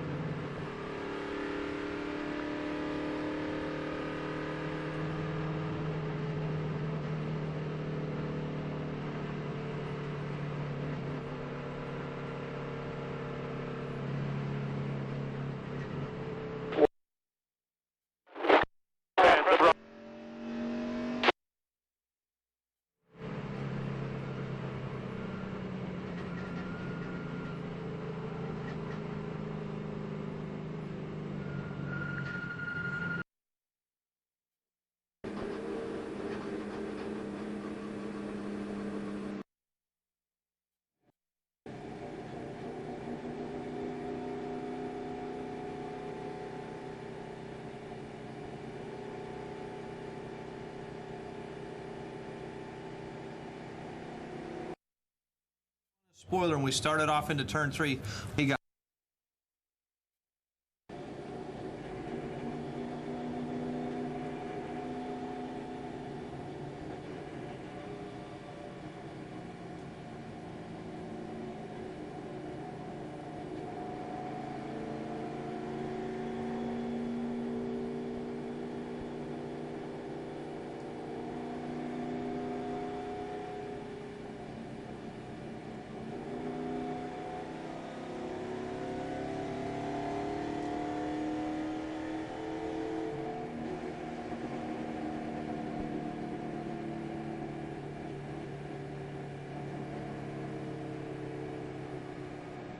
All right, make sure everything's tight. Clean her out.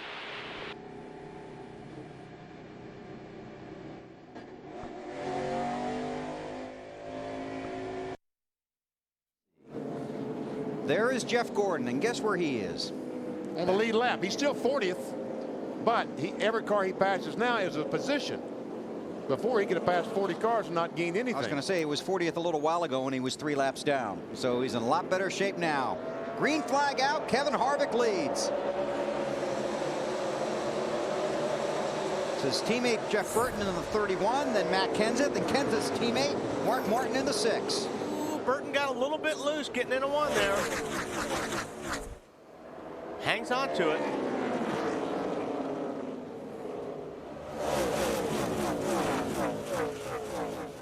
Jeremy Mayfield has returned to the race.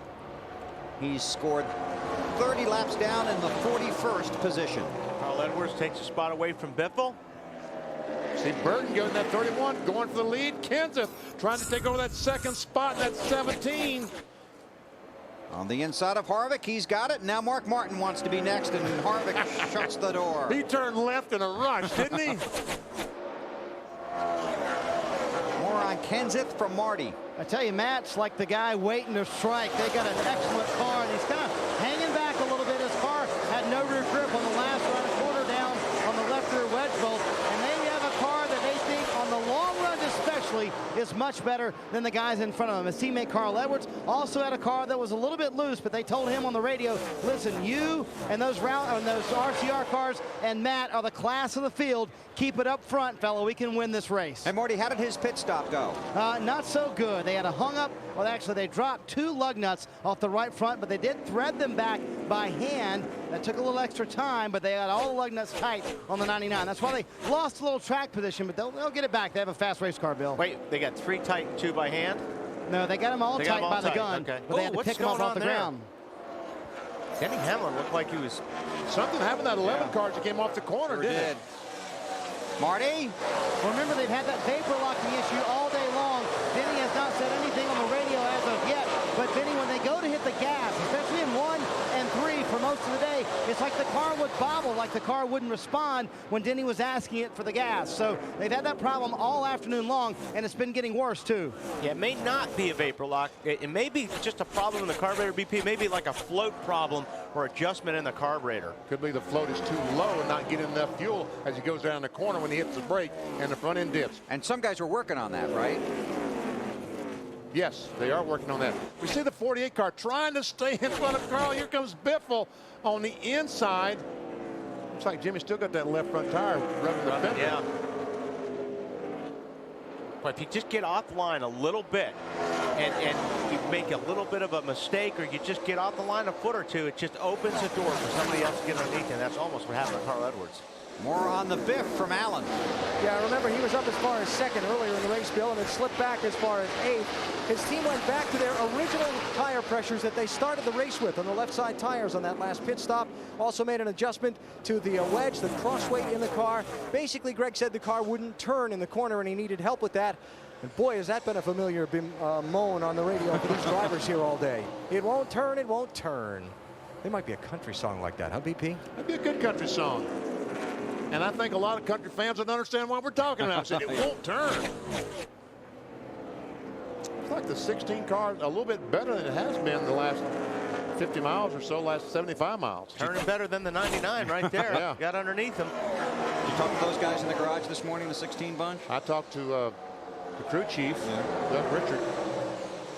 They said, is anybody picking the 16 car? I said, nobody is yet. I said, I haven't heard anything. And they said, well, we're going to sneak up on them. Well, Carl lost a spot. Now he's taking it back. I love that. Hamlin in the 11. Casey Kane in the 9. Casey Mears, the 42 car in the top 10 right now. And he started 39th. Talking about Casey Mears. And he's got himself into the top 10. They're all chasing Jeff Burton again at Indianapolis. You're watching the All-State 400 at the Brickyard on NBC.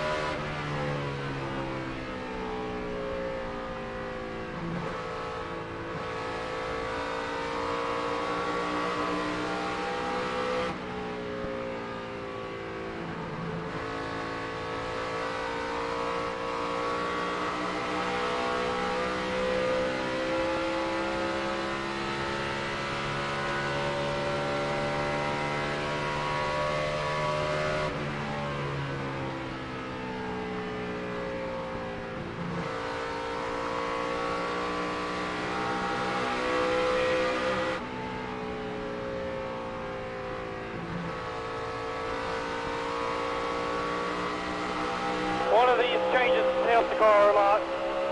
Still needs some more.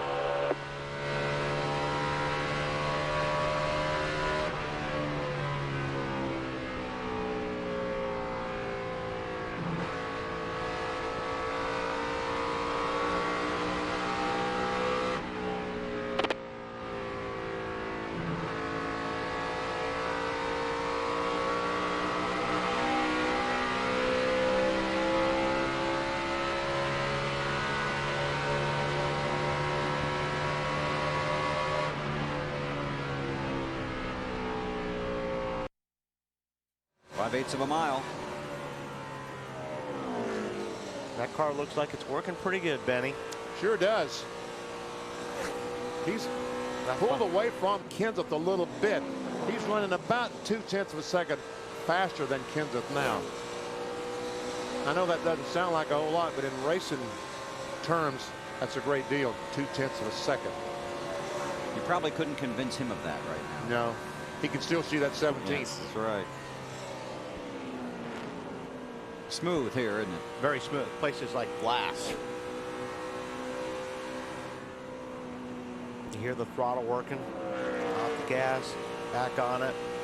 Even that's smooth. And down the front stretch, surrounded by people. And turn 1 is a tough place when you're driving this place because you can't see through the corner. You drive down along the wall and you're almost like picking a spot where you know you got to lift, and then you make the turn because you can't see the corner before you get to it. And he was at about 197 miles an hour. And you're doing that and going really fast. You do it 160 times. Turn 3 here is a little bit easier. You can see a little bit across the corner. Not as bad as turn 1. Jeff Burton has led 77 of the 99 laps. The last race Jeff Burton led the most laps was Phoenix. It was October of 2001. That day, the winner was Jeff Burton.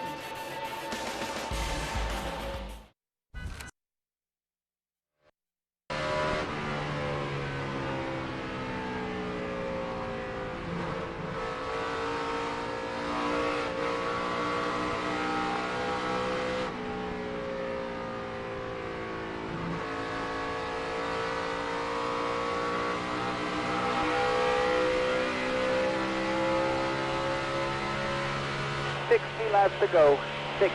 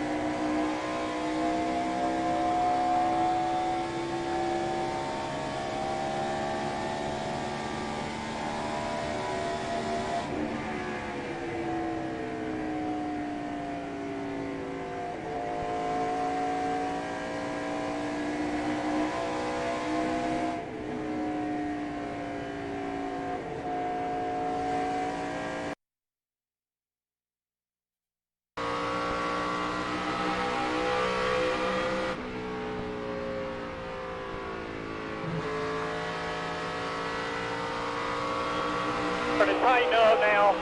Last couple laps. All right.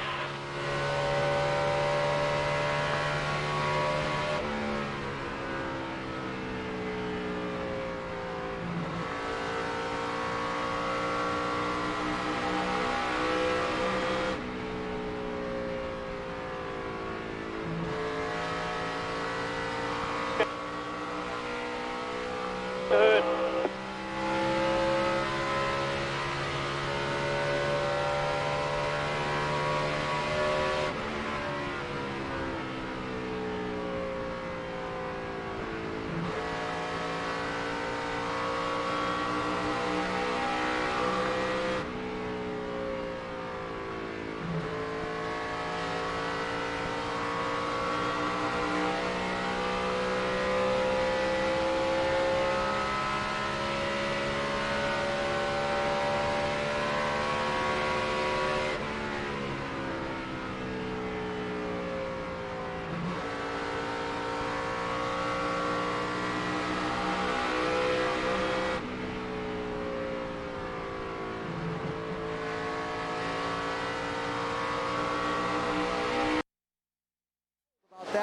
before the restart. Matt?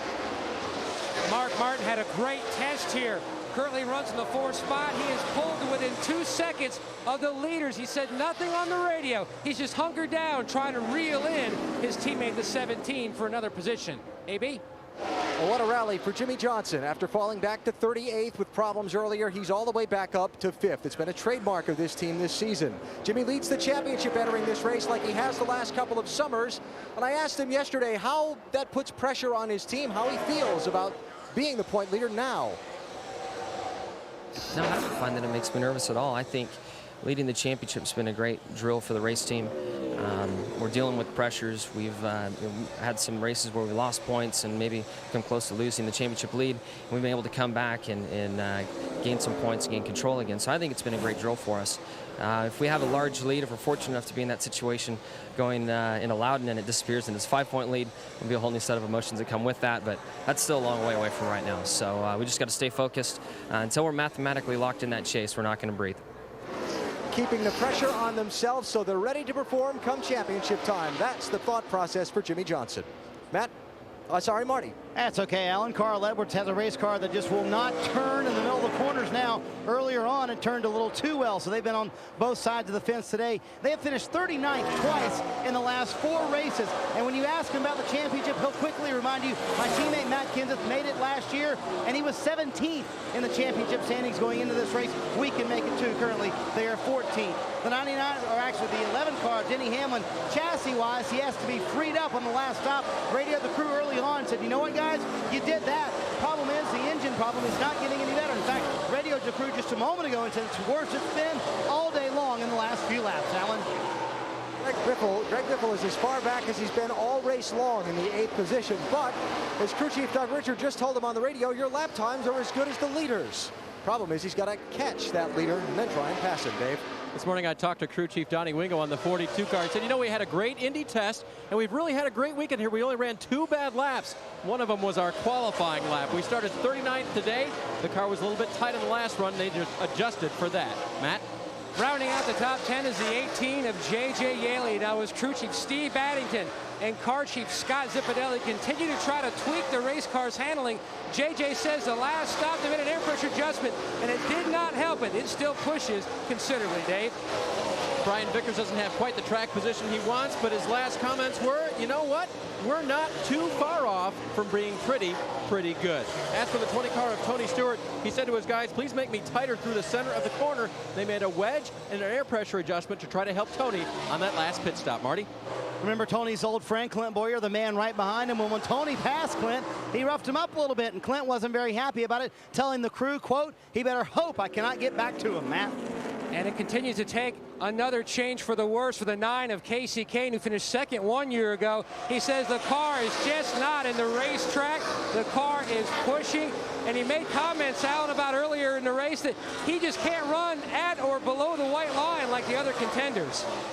Right behind him, Scott Briggs running in 15th place for about half of this race. Scott Briggs sat in 12th place. He started there, that's where he ran. Then the handling went away. They fell back to about 18th. He's gotten some adjustments, trying to move back toward the front. Marty?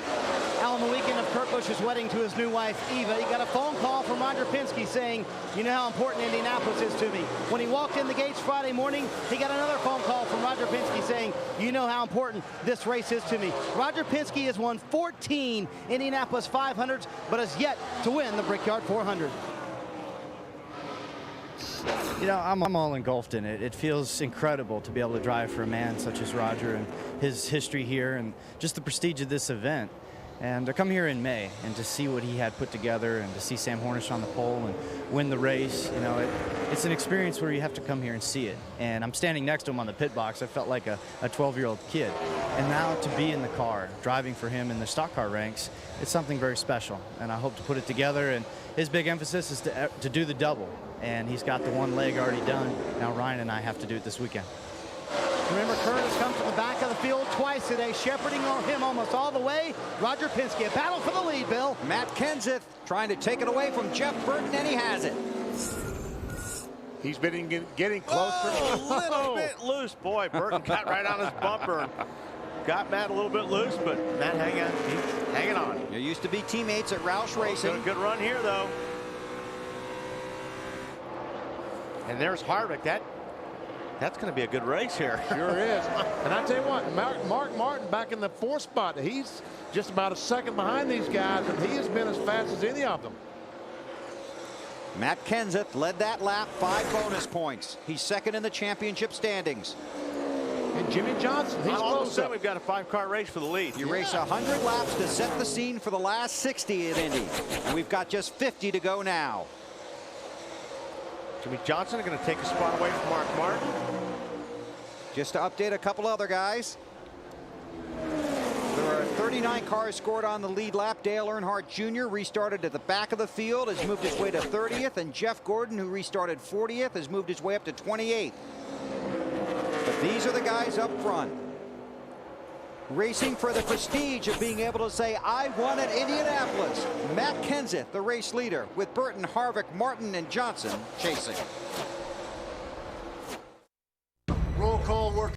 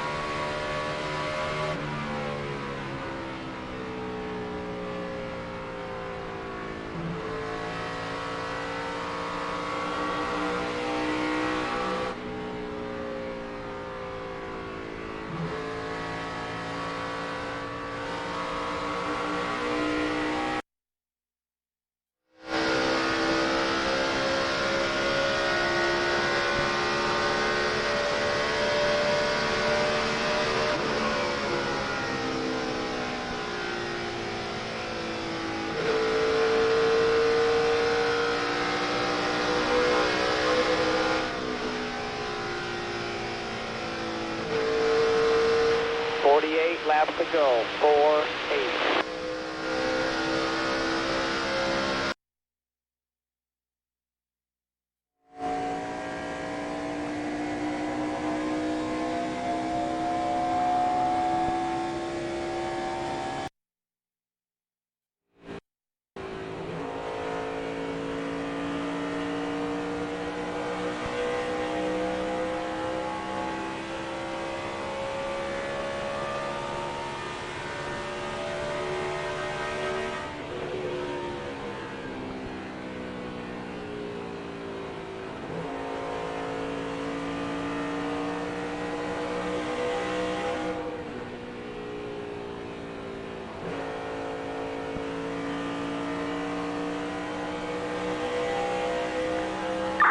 About 10 more to a pit stop, buddy. Keep doing what you're doing. We'll be all right here.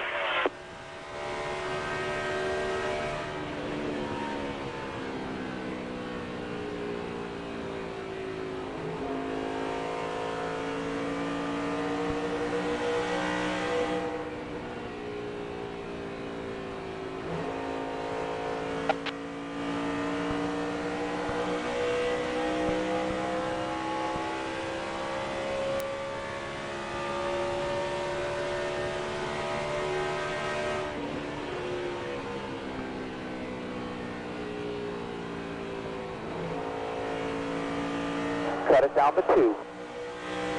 Down to 1. Looking inside. Inside. Clear again, clear.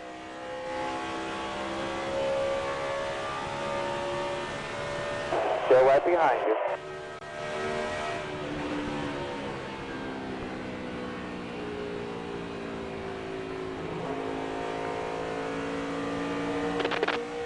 Side.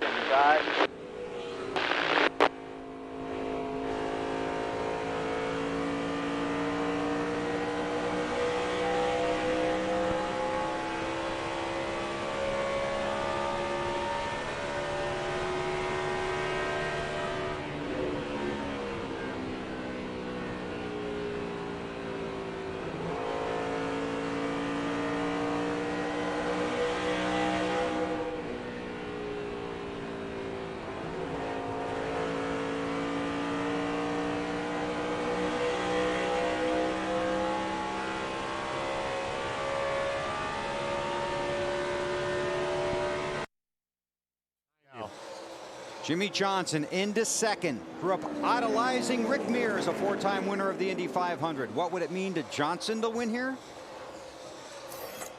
This race, with the history and what this track's about, it's one of the top 2 races that we have on the circuit. I've been lucky enough to win the Daytona 500. If I could win the 500 and the Brickyard 400 in the same year would be more than I have ever dreamt of in a season. Has come back from 38th after his tire issue to run second. And now he's trying to rope in Matt Kenseth for the lead. We'll see if Johnson can catch Kenseth or if Matt can hold him off. 116 laps complete at the Brickyard. You're watching NASCAR on NBC.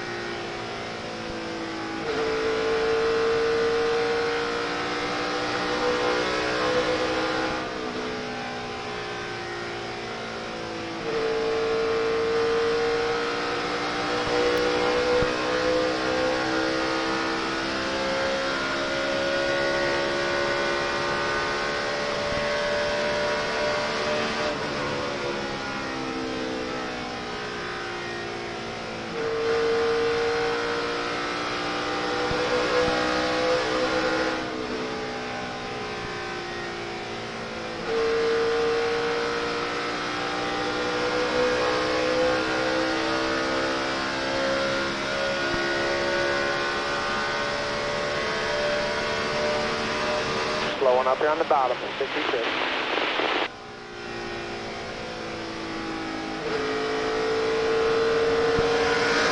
Inside, corner, clear, clear.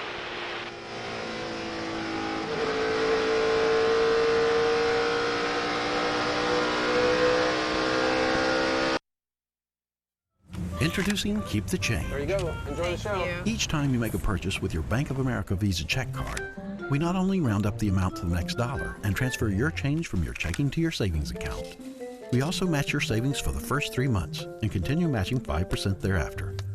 Up to $250, which means there's a new easy way to save right at your fingertips. Keep the change and experience higher standards in checking. Only from Bank of America.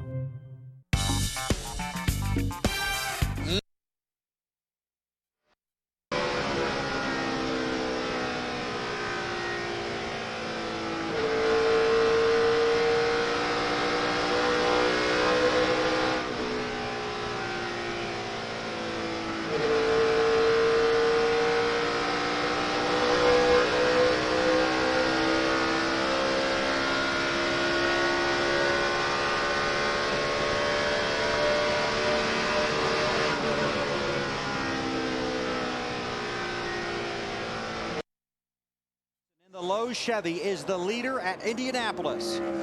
Got around Matt Kenseth, took the lead, looked pretty easy. Going down in turn 3, the same spot Kenseth took the lead a few laps ago. Johnson gets on the inside and goes by.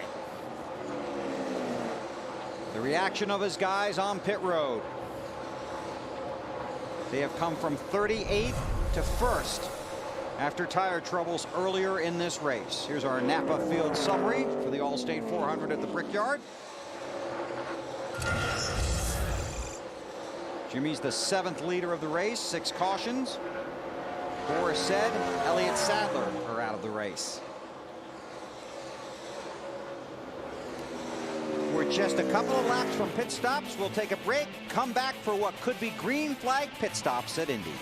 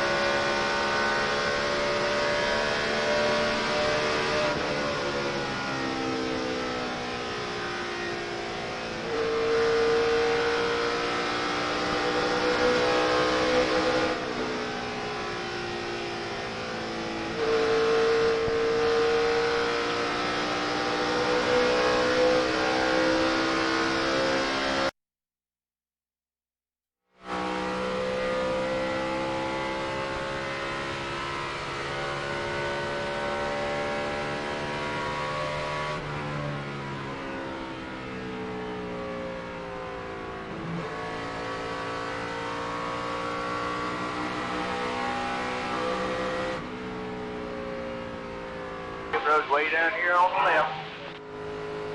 4700, second gear, early pit stall, dude.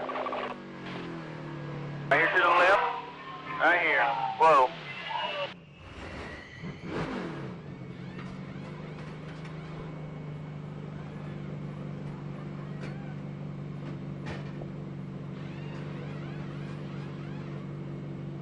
Get it up. Go hard, go. Go hard. 4700, June, 4700. Under green, 124 laps are complete. Jimmy Johnson, the leader on pit road, following the 8 Bud car down pit road to his pits. Dave? And Tony Stewart coming in to make his pit stop now as well. Looking at a shot of Jimmy Johnson. There is Stewart. Crew going to the right side there. Air pressure adjustment only for Tony Stewart. Alan. What a rally for Jimmy Johnson. 38th up to the lead. Going to be a 4-tire change for this team. They've already made a track bar adjustment when they were changing the right side tires. Down and away. These are huge. The pressure of green flag pit stops in Indianapolis.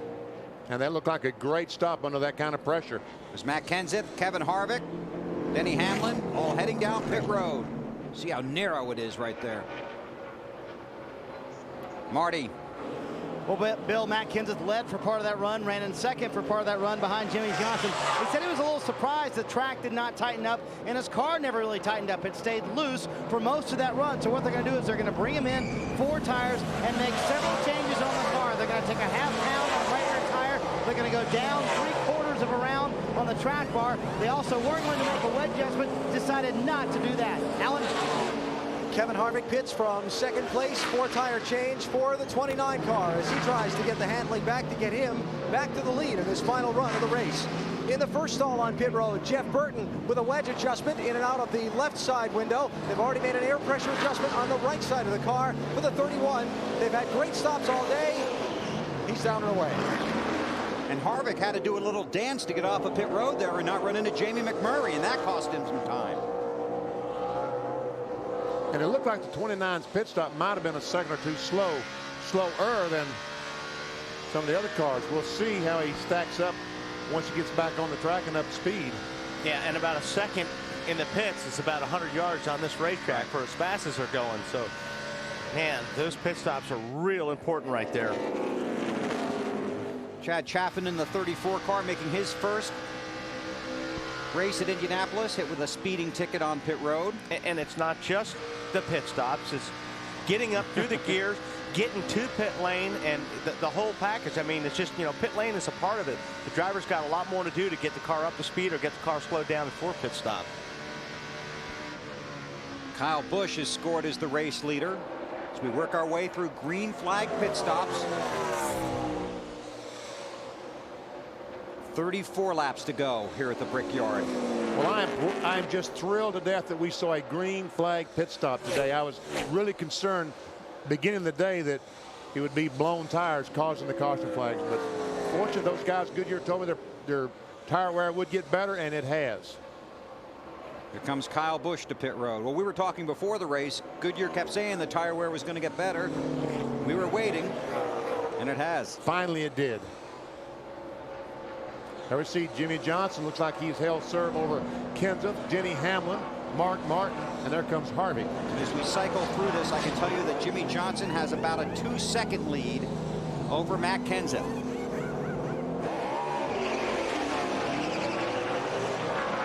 Joe Nemechek, the 01 car, is shown as the leader. He is yet to make his pit stop. There's Joe driving the Army Chevrolet.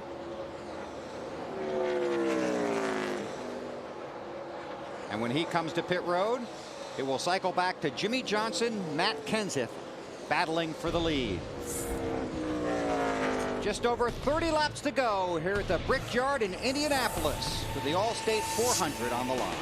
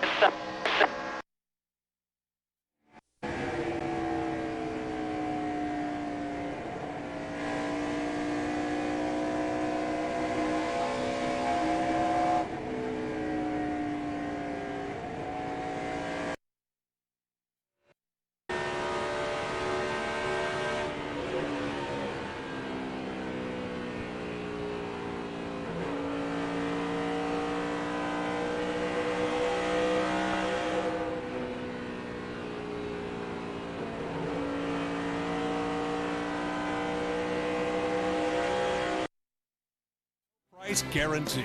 Ready in advance. Mondays this fall from the creator.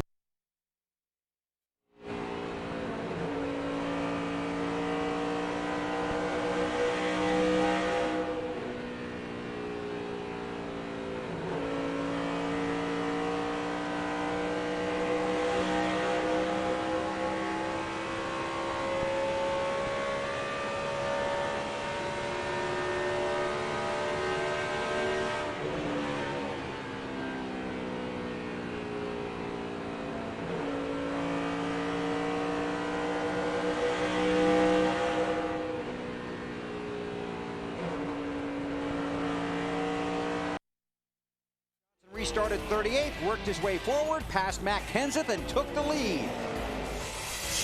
Our DLP race recap. And still has the lead, although it is shrinking, or has been shrinking just a little bit. It's now a 2.25 seconds over Kenseth. Then Denny Hamlin, Mark Martin, Kevin Harvick, the top 5. Johnson had never led a lap here until today. Was 38th last year, 36th the year before that, 18th in 03, and has one top 10, a 9th back in 2002. An update on Mark Martin from Matt Yoder. Bill, he started the day full of optimism, but 3 laps ago he came on the radio and said, I have a vibration. Did you get all the lugs tight? They looked at the film from their pit stop. Pat Tryson assured him he should be okay. Mark says, well, I have a shimmy. Not good news for the 6. No, when that happens, you start thinking about the vibration as much as you do your line, or yeah, and you're waiting to see if it gets worse. If it gets worse, then it's a loose wheel. Marty on 2nd and 3rd place. Yeah, we're talking about Denny Hamlin and Matt Kenseth. Now, Denny Hamlin, chassis-wise, has been excellent. And for the meantime, the engine problem seems to have gone away on the 11 car. When the engine problem is gone, in other words, they've had a problem with the car bobbling when Denny hits the gas. When that's gone, the chassis-wise, they're perfect. Matt Kenseth in front of him, very good on the long runs. They're fairly confident they can catch the 48 car. Question is whether or not they can get around them, Alan.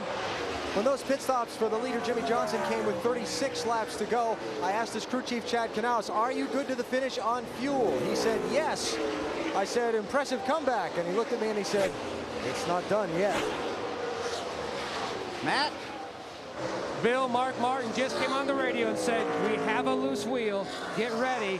I should be hitting pit road. The 6 guys are up on the wall waiting for him. At this juncture, more than likely going to go 2 tires. He passed by the pit, but the guys are holding station waiting for him to hit pit road. And while we focused on how big it is to win at the Brickyard, this could be huge for Mark Martin.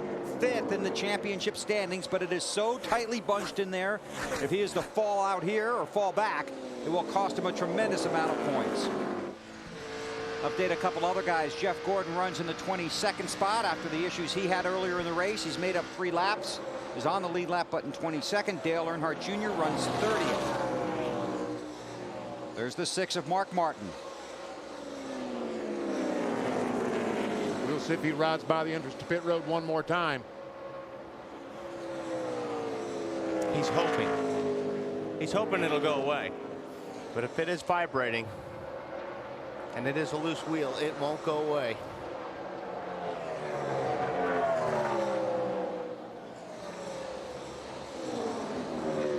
Well, he must not be too confident that it is a loose wheel. Well, Mark tries to feel those things out too, and if there's nobody racing around him, he'll use as much of the track as he can to try and get a true feel for it. There he is, Harvick behind him.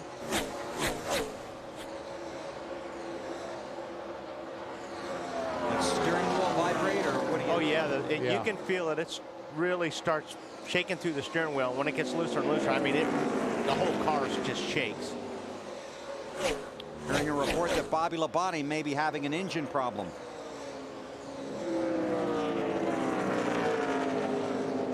There we see him slow. NASCAR checking the track for debris. You can see the smoke on the 43 Labonte Bill, and when he went by the last time, you could hear the engine. It sounded sick as he came down the front stretch, at least down the cylinder. He's done for the day. Former winner of the Brickyard 400 heads for the garage. 24 laps to go. We'll take our final green flag break right here. Then if it stays green, we'll take you to the Checkers at Indianapolis. Jimmy Johnson is the race leader. Nice.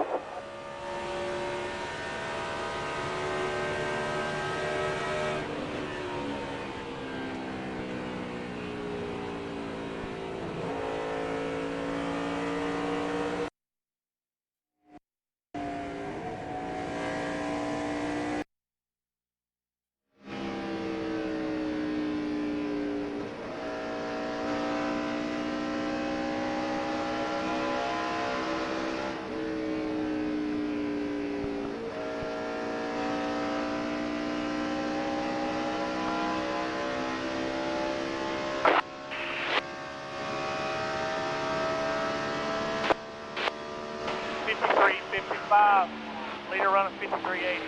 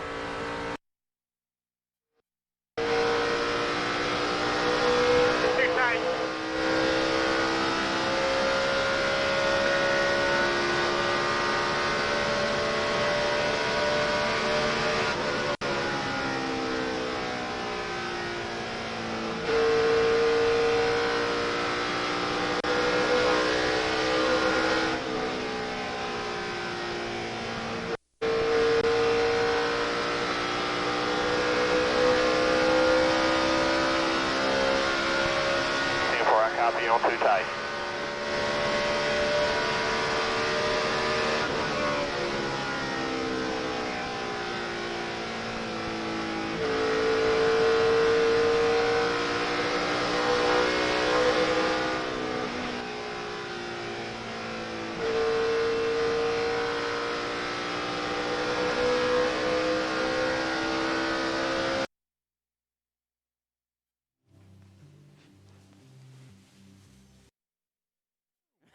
Bam! Oh, he was fantastic. And, you know, when they throw a play, he knows where every defensive player is going to be. Offensive player, I don't know how he does that. A lot of homework. Look forward to listening to those guys tonight right here on NBC. Jimmy Johnson, the race leader at Indianapolis. And as focused as he is on this race, you know thoughts of Rick Mears are creeping through his head at this point. From California, followed in the tire tracks of Rick and Roger Mears, from the dirt to 4 wheels, now to Indianapolis.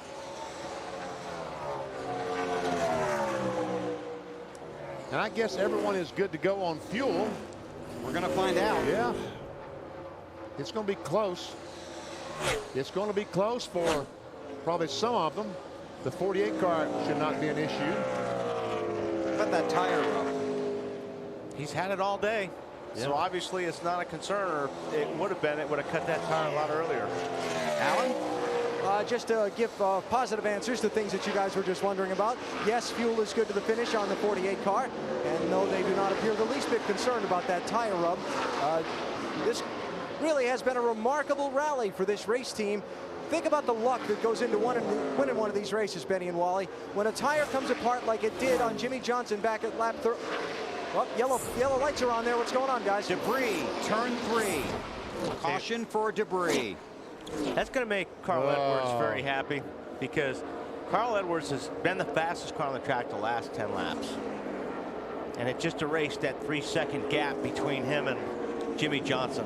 Now with 19 laps to go, 18 laps to go, we're going to see some strategy. We're going to see right sides. We're going to see 4. Maybe someone will stay out. Yes. Somebody will stay out. We're going to see, and whatever the 48 does, everybody will do the opposite. Well, it was last night in the Busch race, right? Yeah. When was it Hamlin that stayed out? Yeah. And everybody else did the opposite. Yeah.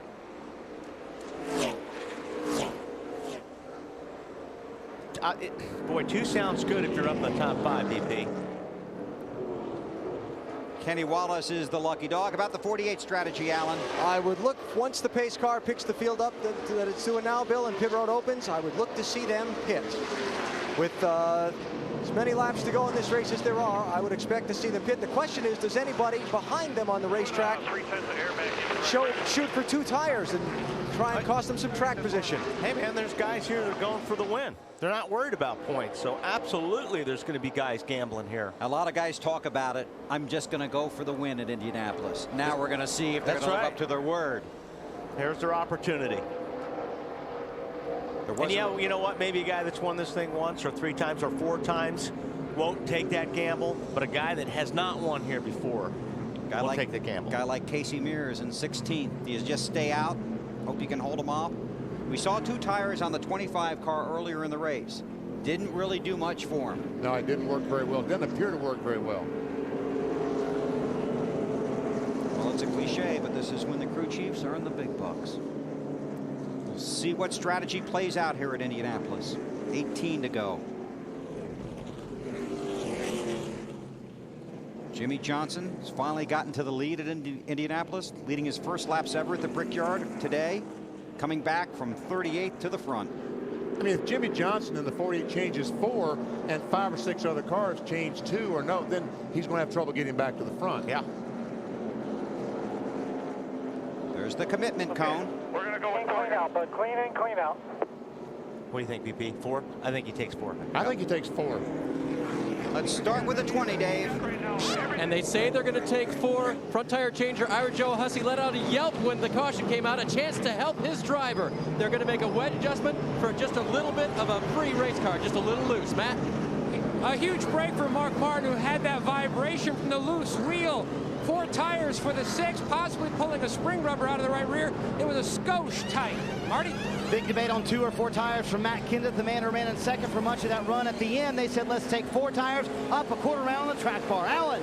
No question about it. In the 48 kit, 4 tire change, also made an air pressure and a track bar adjustment. Let's see how he gets off of pit road. There's already been 1 go by, 2 go by. Johnson and Matt Kenseth in a tight squeeze. And Kenseth beats Johnson off pit road, but there's a couple of cars in front of them. I think Denny Hamlin might have changed 2 tires. And not everybody pitted. Take a look at the race off of pit road. There goes Hamlin. Fairly sure that was a 2-tire stop.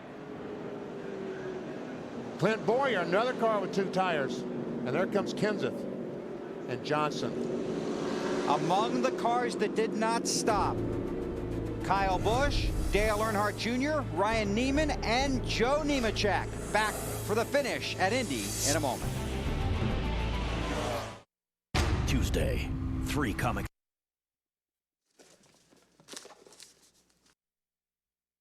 Standing season finale begins Tuesday at 9/8 Central. And don't miss the results show Wednesday at 8/7 Central. Sweet.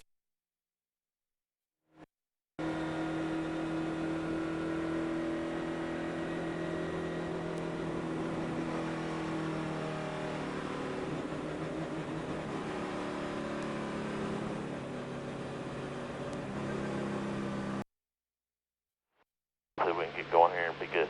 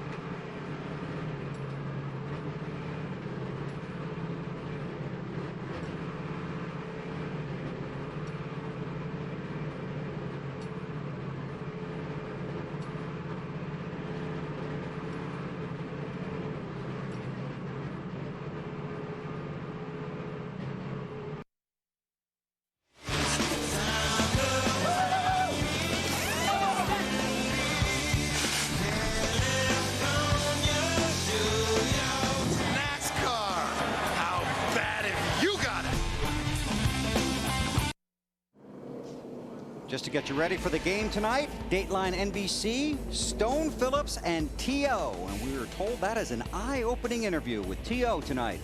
Dateline NBC, 7 Eastern time, and the Hall of Fame game from Canton, Ohio tonight at 8 Eastern time.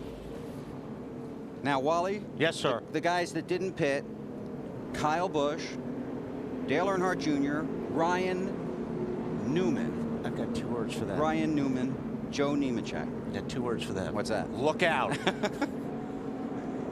Because these guys that obviously have taken tires are going to be a lot quicker. You've got, well, Kansas running good. Like I said, Carl Edwards, he has had the fastest car. If he can work his way through traffic, he's had the fastest car the last 10, 15 laps of this race. I mean, you've got, it's going to be crazy. Kyle Busch was 27th, Earnhardt 28th, Newman 30th, Nemechek 31st. Marty? It was decision by committee for the 17 bunch to take 4 tires, but is it good enough to get you from 7th to the lead, Robbie? Well, all you can do is hope, you know. When it comes down to this, it's always a hard decision, you know, and I kind of pooled the whole team what they wanted to do, and we were thinking 2 and they were thinking 4, and so we decided to go with what they wanted to do and put 4 tires on it and hope for the best. I mean, obviously they've had a fast car, but the problem is they've been better on the longer runs. Hopefully it's a long enough run for Kenseth to get back to the front. Yeah, he's got a lot of cars he's got to pass, so he's got a lot of fast cars behind him, so he's not gonna have that luxury of letting things settle down. Right. I wouldn't be surprised if Carl Edwards in that 99 car down in turn 1 doesn't dive to the outside. No, I'm telling you what, he's ready. I think he's got a very good race car, and I think he's going to give these guys a hard time in the last few laps. Let's go back to something you were talking about before the race even started. Restarts. Yeah. They're very tricky here. And this is even worse now because you've got guys that are on older tires and cars that really haven't run that good. I mean, Earnhardt Jr. and these guys haven't really had good race cars today. So, yeah, it's going to be, you got to be really careful on this restart. Dave? And guys, I was checking on the teams that stayed out, and you know, the 5 in the 8 car, the 5 has been running way down in the pack, and crew chief Alan Gustafson said, well, we had to try something. As for the 8 car of Dale Jr., they looked at history last year. Remember, they were with Michael Waltrip, and they realized that their strategy last year with the top 10 that stayed out late actually did better than the guys that came and put on tires. So they looked back to last year and thought, we can do this if we stay out. We can be better than we would have been if we'd have come in and gone to the back of the pack. Alan? With Chad Canals. Chad, you almost had no choice but to take 4 tires there, didn't you? Yeah, by looking at the lap times, I think we pretty much had to. The guys up front, boy, that's going to be exciting. I don't know how they think they can go that fast right now on old tires, but we'll see what happens. The Slows team has done an incredible job today. I couldn't be happier. It's been a great weekend for me. Best birthday present I could ever have. Happy 35th. Marty. Alan, the boys in the booth think Wally Brown's car is the one to beat. Do you agree with him, Wally? I don't know about that, but the car's been pretty solid all day, so we just got to get a good finish here and see what happens. One thing in their advantage is they have been excellent on the short run, guys. All right. Well, it's going to be something. It's going to be a wrecker. It's going to be fun to watch these guys pick their way through. Top 4 cars didn't pit. The fastest guy is probably 9th in line. Carl Edwards, green flag out at Indianapolis.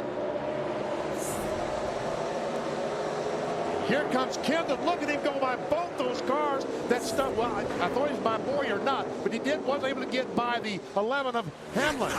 Now Kyle Busch and Earnhardt will try and get away while these guys race for position. They're scrambling and trying to get around these cars that haven't taken tires, and now they're being held up.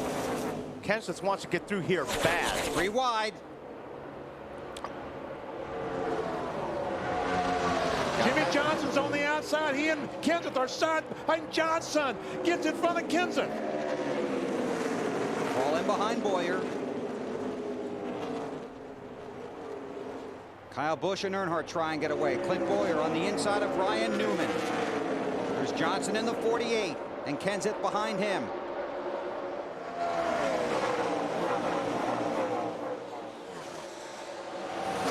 Across the yard of bricks toward turn 1.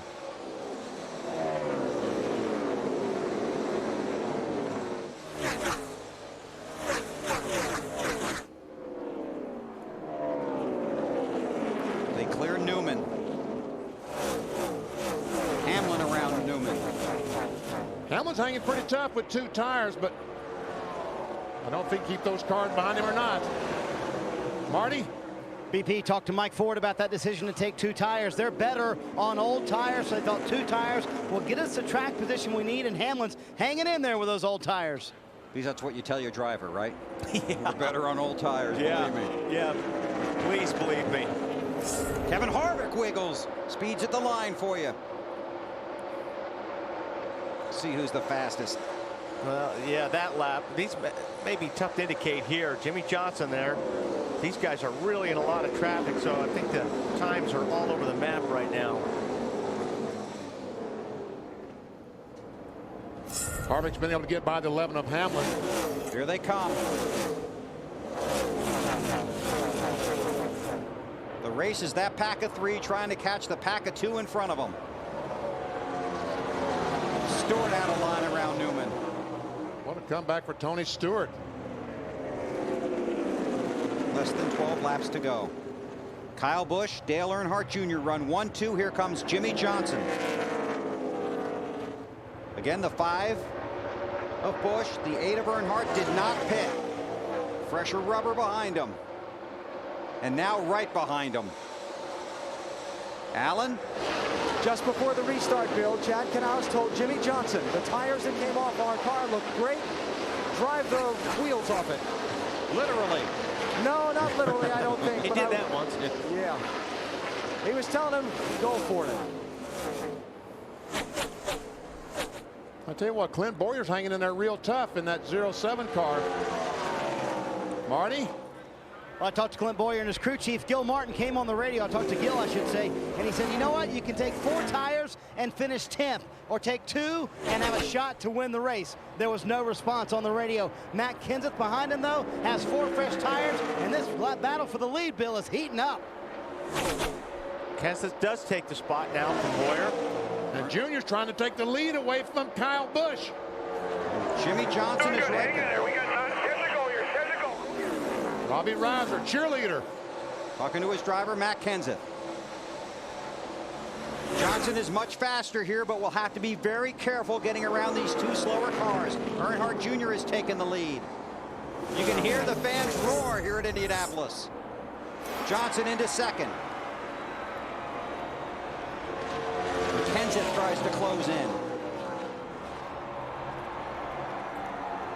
Unfortunately, Junior's a sitting duck. Right. And he's not a tough guy to pass when he knows you have the better car.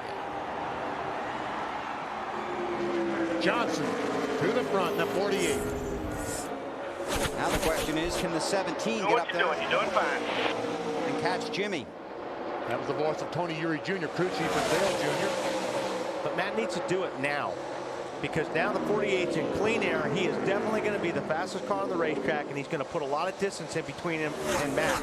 Matt has got to get by Kyle Busch and Earnhardt Jr. as fast as he can in order to have enough time to race Jimmy Johnson. Half the job's done. Now Kenseth in the 17 sets out after Earnhardt. Clint Bowyer in the 07. They've got Harvick bottled up there, but that 07 and 29 are teammates. Kenseth on Earnhardt's bumper.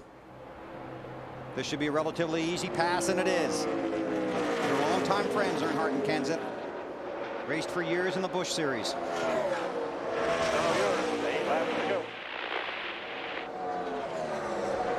I'll tell you what, that was a great call by Tony Eury Jr. on the 8 car. If he can stay in the top 5, he went from 30th to 5th. Huge points day for Earnhardt. I mean, he puts him out of the points, the top 10, into the points 10. Dave Burns. They had a great test here with that race car. It was the best driving race car they'd had in a long time here, according to the crew. And I talked with Tony Eury Sr. this morning, and he gave me the same story. Last year in the last part of the race, the guys that stayed out made the right call. Allen? Bill, back in February to start this NASCAR Nextel Cup Series season, Jimmy Johnson won the Daytona 500. Earlier this weekend here at Indianapolis, he was asked what it would mean to him to win both Daytona and Indianapolis in the same year. He started to answer, then he stopped. He said, I couldn't even comprehend it. It might be reality 7 laps from now. It's been done once. Dale Jarrett did it. Won the 500, then came here to the Brickyard, won the 400. Well, if these lap times are any indication, he will win. They're running incredible lap times with just a few laps to go. Kenseth in second. Every time I see Jimmy Johnson, I think back to Watkins Glen, that wreck he had in the Busch car coming down the front stretch. Styrofoam everywhere. Got out, raised up his arm, said, "I'm okay." Spectacular crash. He was fine, and now a star in the NASCAR Nextel Cup Series. Dale Jr. losing another spot, a couple more spots.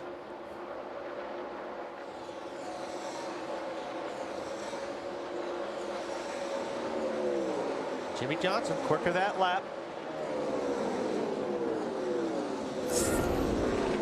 All he's got to keep doing is doing what he's doing. Keep hitting your marks. Don't make a mistake. And that's the greatest thing you can see in front of you. Yes, nothing. 38th here a year ago after a hard crash when he blew a tire. Now less than 6 laps from victory at the Brickyard. But I'll tell you what, this track has a history of breaking your heart late in the race, doesn't it? You hear all kinds of noises between now and the checkered flag flying.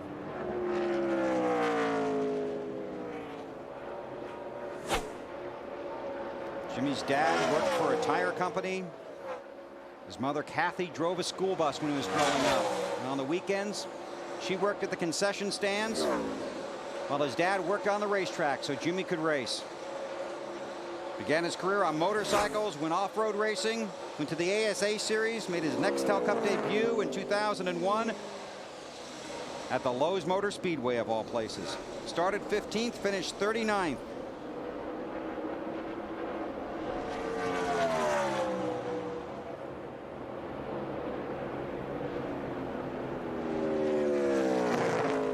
Kevin Harvick is now a little bit faster than these two cars, but Harvick is 3 seconds behind Jimmy Johnson with 5 laps to go. He's going to have to be a whole lot faster than that to catch him. This was the race a year ago that basically started Jimmy's slide in the championship standings. Then when NASCAR made a rule change after the Dover race last year, they basically were not as strong as they needed to be. Now maybe it's the Brickyard 400 that can propel him to his first NASCAR Nextel Cup Series championship. The Bank of America countdown to green. He talked about all the tough times his team's been through. Crew Chief Chad Canal suspended for the first 4 races of this year, and we all know the story a little under 2 years ago. Hendrick Motorsports suffered a devastating loss in a plane crash in Martinsville, Virginia. When Jimmy won at Talladega this year, a rain-delayed race, the first thing he said when he got out of the car, I just want everybody to remember, it's Randy Dorton's birthday. Randy was on that plane that went down. Plane was on its way to a race in Martinsville, Virginia. Jimmy Johnson won. Jimmy won that race and then won the race the next week in Atlanta as a tribute to those that were killed. Car owner Rick Hendrick's son was on that plane, his brother, Rick's nieces. Randy Dorton basically was the engine department at Hendrick Motorsports. There's car owner Rick Hendrick, a man who I have to say has been extremely helpful to our friend Benny Parsons in recent weeks as well. He has been unbelievable to me in the last couple of weeks, and I appreciate it, Rick.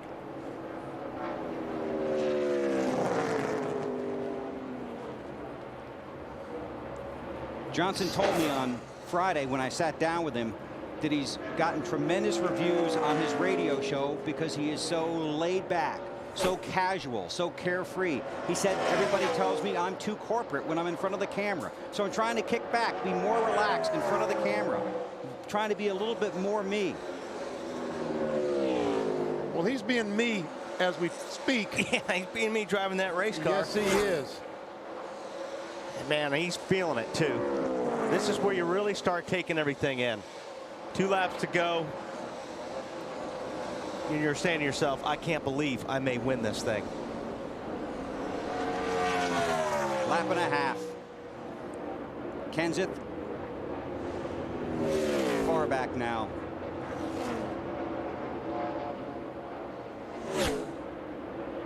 A little over a second and 3/4 from Johnson back to Matt Kenseth. Jimmy around and off of turn 4. White flag is in the air at Indianapolis. 1 lap to go at the Brickyard. One of his idols, Rick Mears, won here 4 times. His teammate Jeff Gordon, 4-time winner here. Started the season by winning the Daytona 500 without his crew chief. Now trying to take his car and his team to victory lane at Indianapolis. And hold on to the championship standings, which he won't even think about for probably a day and a half. What an unbelievable Caution is out. Check that. Caution is not out yet. There's a crash on the backstretch. Looks like Robbie Gordon and Greg Biffle got together. Still the white flag is out. Johnson off of turn 4. Checkered flag is in the air. Jimmy Johnson from California wins at Indianapolis, and the caution is out. The race is over. There are 15 scoring loops around the track. They will determine the final positions. Jimmy Johnson has won.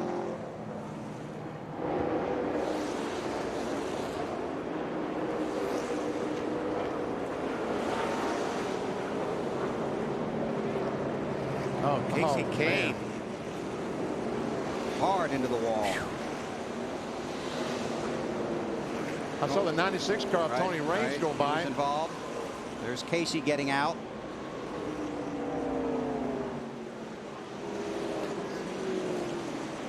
Denny Hamlin got a piece of it. His day's done.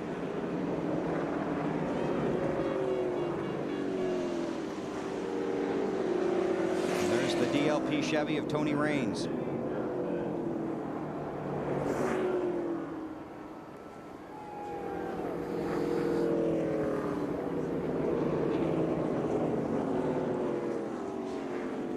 Okay, let's go back and see what we can find. Never seen Robbie and Biffle side by side, and Robbie gets in the corner, car just won't turn, goes up in the 16 car, and around they go.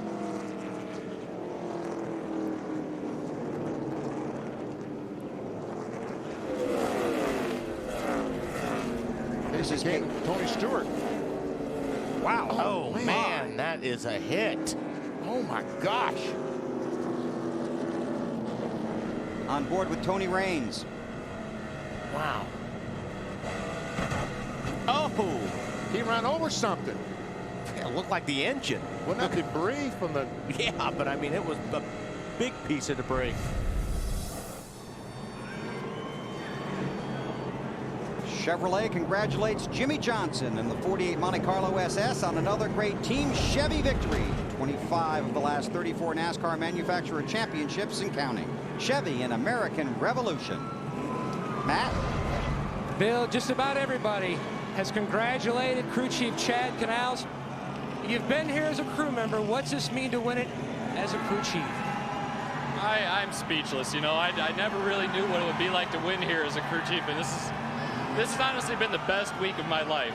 I mean, had a birthday, ran well at Indianapolis, won the race, got a new contract. I mean, I've got the best team in motorsports out there, and it is so awesome to be able to go into work every single day with the resources that we've got. It's like a big adult toy box, man. I just go in there and I get to pick and choose all the stuff that I need. Everybody at Hendrick Motorsports did a great job. And the way this team rebounded as well. I think you can answer that. That's typical. You know, these guys are so strong. They work so well together. Their confidence is always so high that anytime something comes up, man, we just dig deeper. Chad Canals, a Brickyard 400 winner as a crew chief.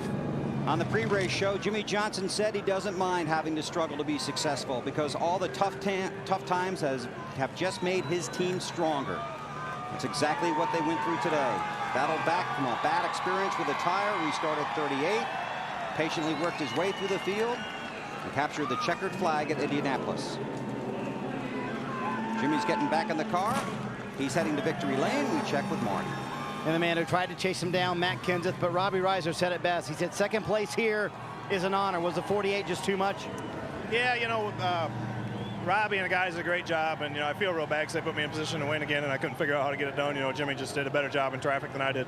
I just got slowed up there with a couple of them cars, and Jimmy Johnson, Jack, and some guys are awesome. I mean, they've been the guys to beat for 3 years, so I was kind of gauging myself against the 31 and 29. They ran good all day, and we got our car good enough where we could actually run with both of them guys pretty good. The 29 was a little better. Then the 48 just kind of came out of nowhere. He was real fast. There's no way I could beat him one-on-one. It's just I was hoping to get out front first. The guys gave me the pit stop. I just couldn't get through traffic fast enough. What exactly did he do through traffic better? Pass the cars quicker than I did. I just got 3 wide in the bottom. I got slowed up, and he took the outside and had a lot of momentum. So, for the second time, Matt Kenseth finished second at Indy. Dave? With former Brickyard winner Kevin Harvick finishing third today. Kevin, what was the difference? Yeah, it was a good day for our Reese's Chevrolet. We just took... That should have been you, huh? We had a good car. We just got a little bit behind on the last pit stop and put on 4 tires and were able to get back up there. Just didn't have enough time. And if you had been able to get back up there, do you think you would have had something for the 48? I think we could have at least raced him, but it's hard to pass. So good job by all my guys today. Got to thank them. They built a good car, fixed it after I crashed it in practice. So good day for us. Overall, a good weekend for him. His average finish here now at the Brickyard is 8th. Matt? And Tony Stewart, who won here 1 year ago. Smoke, how would you begin to describe this day? Woo! I think I passed 60 cars or more today, so pretty happy with it. I mean, shows us 9th on the board. I'm pretty sure we're going to get 8th out of this, but just really, really proud of this Home Depot team. I mean, we had an air gun break, and, versus taking a chance, Zippy brought us back in and made sure that the lugs were tight and went to the back and battled our way back in the top 10, so pretty happy with this Home Depot team. Tony Stewart finishes 9th today at the Brickyard. Jimmy Johnson's first win in 5 attempts at Indianapolis, his 4th win of 2006, his first since Talladega in May. 22nd career victory in his 168th race. Marty? Well, Bill, after a warm day here in Indianapolis, Dale Earnhardt Jr. winds up with a 6th place finish, and that call at the end seemed to be excellent. Well, I'd love to have a better car where we don't have to make those kind of calls, but we got a lot of talent on our team. We ain't putting it to good use, I don't guess. We need to do better, get better cars, and we can't make the chase with 30-place race cars. We took a chance and made it work, but we just got lucky. We're going to thank the Lord tonight. From what it would have been, though, Junior, that may have saved you right there. Yeah, but I'd sure rather have it on more comfortable circumstances, you know what I mean? But thanks to my Bud team, thanks to all the fans. I mean, we've had such support this weekend, and just glad we could give them something to be happy about. As you guys can tell, Junior quite exhausted. Going to go ahead and get a cool drink of water, Bill. Thank you, Marty. How does he have any tires left? I don't know. How's he going to get back to the pit area?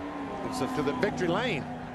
5th 400 win for Hendrick Motorsports. 8th Chevy win in 13 races here at the Brickyard. He's headed to victory lane, and we'll be there when we come back. Jimmy Johnson is the winner at Indianapolis.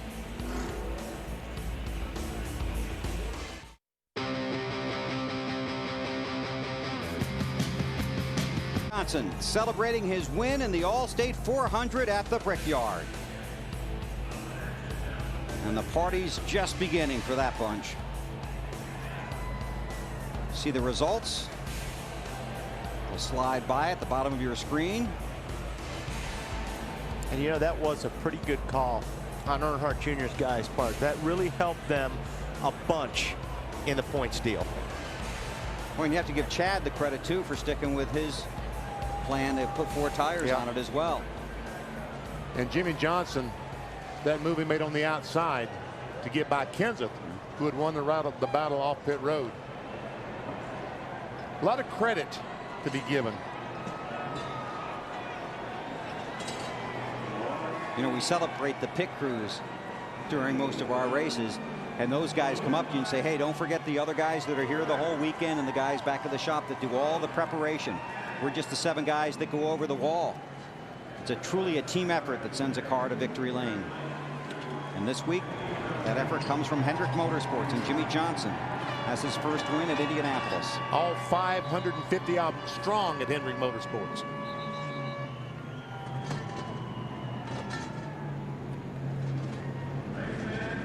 Now to victory lane. It's moved a little over the years and been redesigned, but Jimmy might be thinking about Rick Mears right about now. And all of his guys. Oh, yeah. Jimmy Johnson's in victory lane at Indianapolis, and Alan Bestwick is with him. Shaking his head in disbelief that he is sitting in this spot right now, wiping down and getting ready to climb out.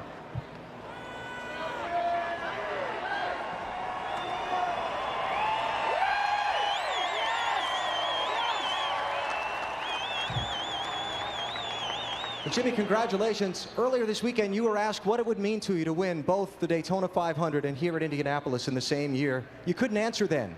What does it mean to you now? I don't think I can answer it yet. I was just thinking about that on the cool-down lap, and I guess it'll take a little time to soak in. I just saw Greg Zipadelli coming down pit road, and he said, today's a special day, and the look in his eye and the look on his face, that feeling setting in, and I'm speechless right now. I can't thank this race team for all that they've done. We overcame a left front flat tire, rallied back, drove all the way to the front. I'm totally speechless. I can't thank these guys for all the hard work. Lowe's, all their employee owners, everyone at Hendrick Motorsports for the hard work. I never thought I would win at this racetrack. I've had such a drought at this racetrack, and now we got a victory. You look like your lips are just shaking in excitement, like you want to just scream. Let me take you back. Given what's happened to you here the last couple of years, when the tire problem happened at lap 39, what were you thinking? Man, I was really nervous because I knew we had a fast race car, but I knew I had to come through traffic, and I knew that it would be harder on the tires coming through traffic. But Chad knew something with the air pressures that would help that left front survive. We had another runner, two short runs after that where we got the tire pressures right, and this baby was money ever since. I cannot believe how good this Monte Carlo was today. After the last set of pit stops, when you were shuffled from the lead back to 8th by other strategies, you made a couple of bold moves there in traffic. Again, what were you thinking? Balancing the fact that you're the championship leader. Man, there was nothing of a championship in my mind today. I wanted this trophy over here with this brick on it. I want to pucker up and kiss those bricks on the front stretch. It was all about winning a race today. I gave a little bump draft to the 07 down the back stretch. And I knew if I could get position on the 17 right away, then the guys up there in front of me with no tires, just take a little bit of time I get by them. So just speechless right now. I can't thank Chad Knaus and this race team enough. Any thoughts of racing heroes as you were riding around here after you took the checkered flag? Oh, no, not yet. You bring up a good point that I'll think of. Gosh, I just watched so many races as a kid growing up here. I thought I would come here in an IndyCar, grew up in the off-road ranks, idolized Rick Mears, Roger Mears, Robbie Gordon. Those guys all came out of off-road racing into IndyCar, and someday hope to win here in an IndyCar. I can't believe that I'm here in a stock car in NASCAR winning the biggest race. You are here. Congratulations. You've won at Indianapolis. Thank you so much, Alan. Thank you. Jimmy Johnson won the Daytona 500 earlier this year. Now he's in victory lane at the Indianapolis Motor Speedway. That's a season in itself. Plus, he's still the championship leader. That's right. There's Rick Hendrick, his car owner. And somewhere there's a young boy or young girl watching this going, I want to be the next Jimmy Johnson. I want to go win at Indianapolis. Plenty more to come here from the Brickyard, but the NFL returns to NBC tonight for a preview. Let's go to Canton, Ohio, to Bob Costas and Chris Collinsworth for NBC Sports.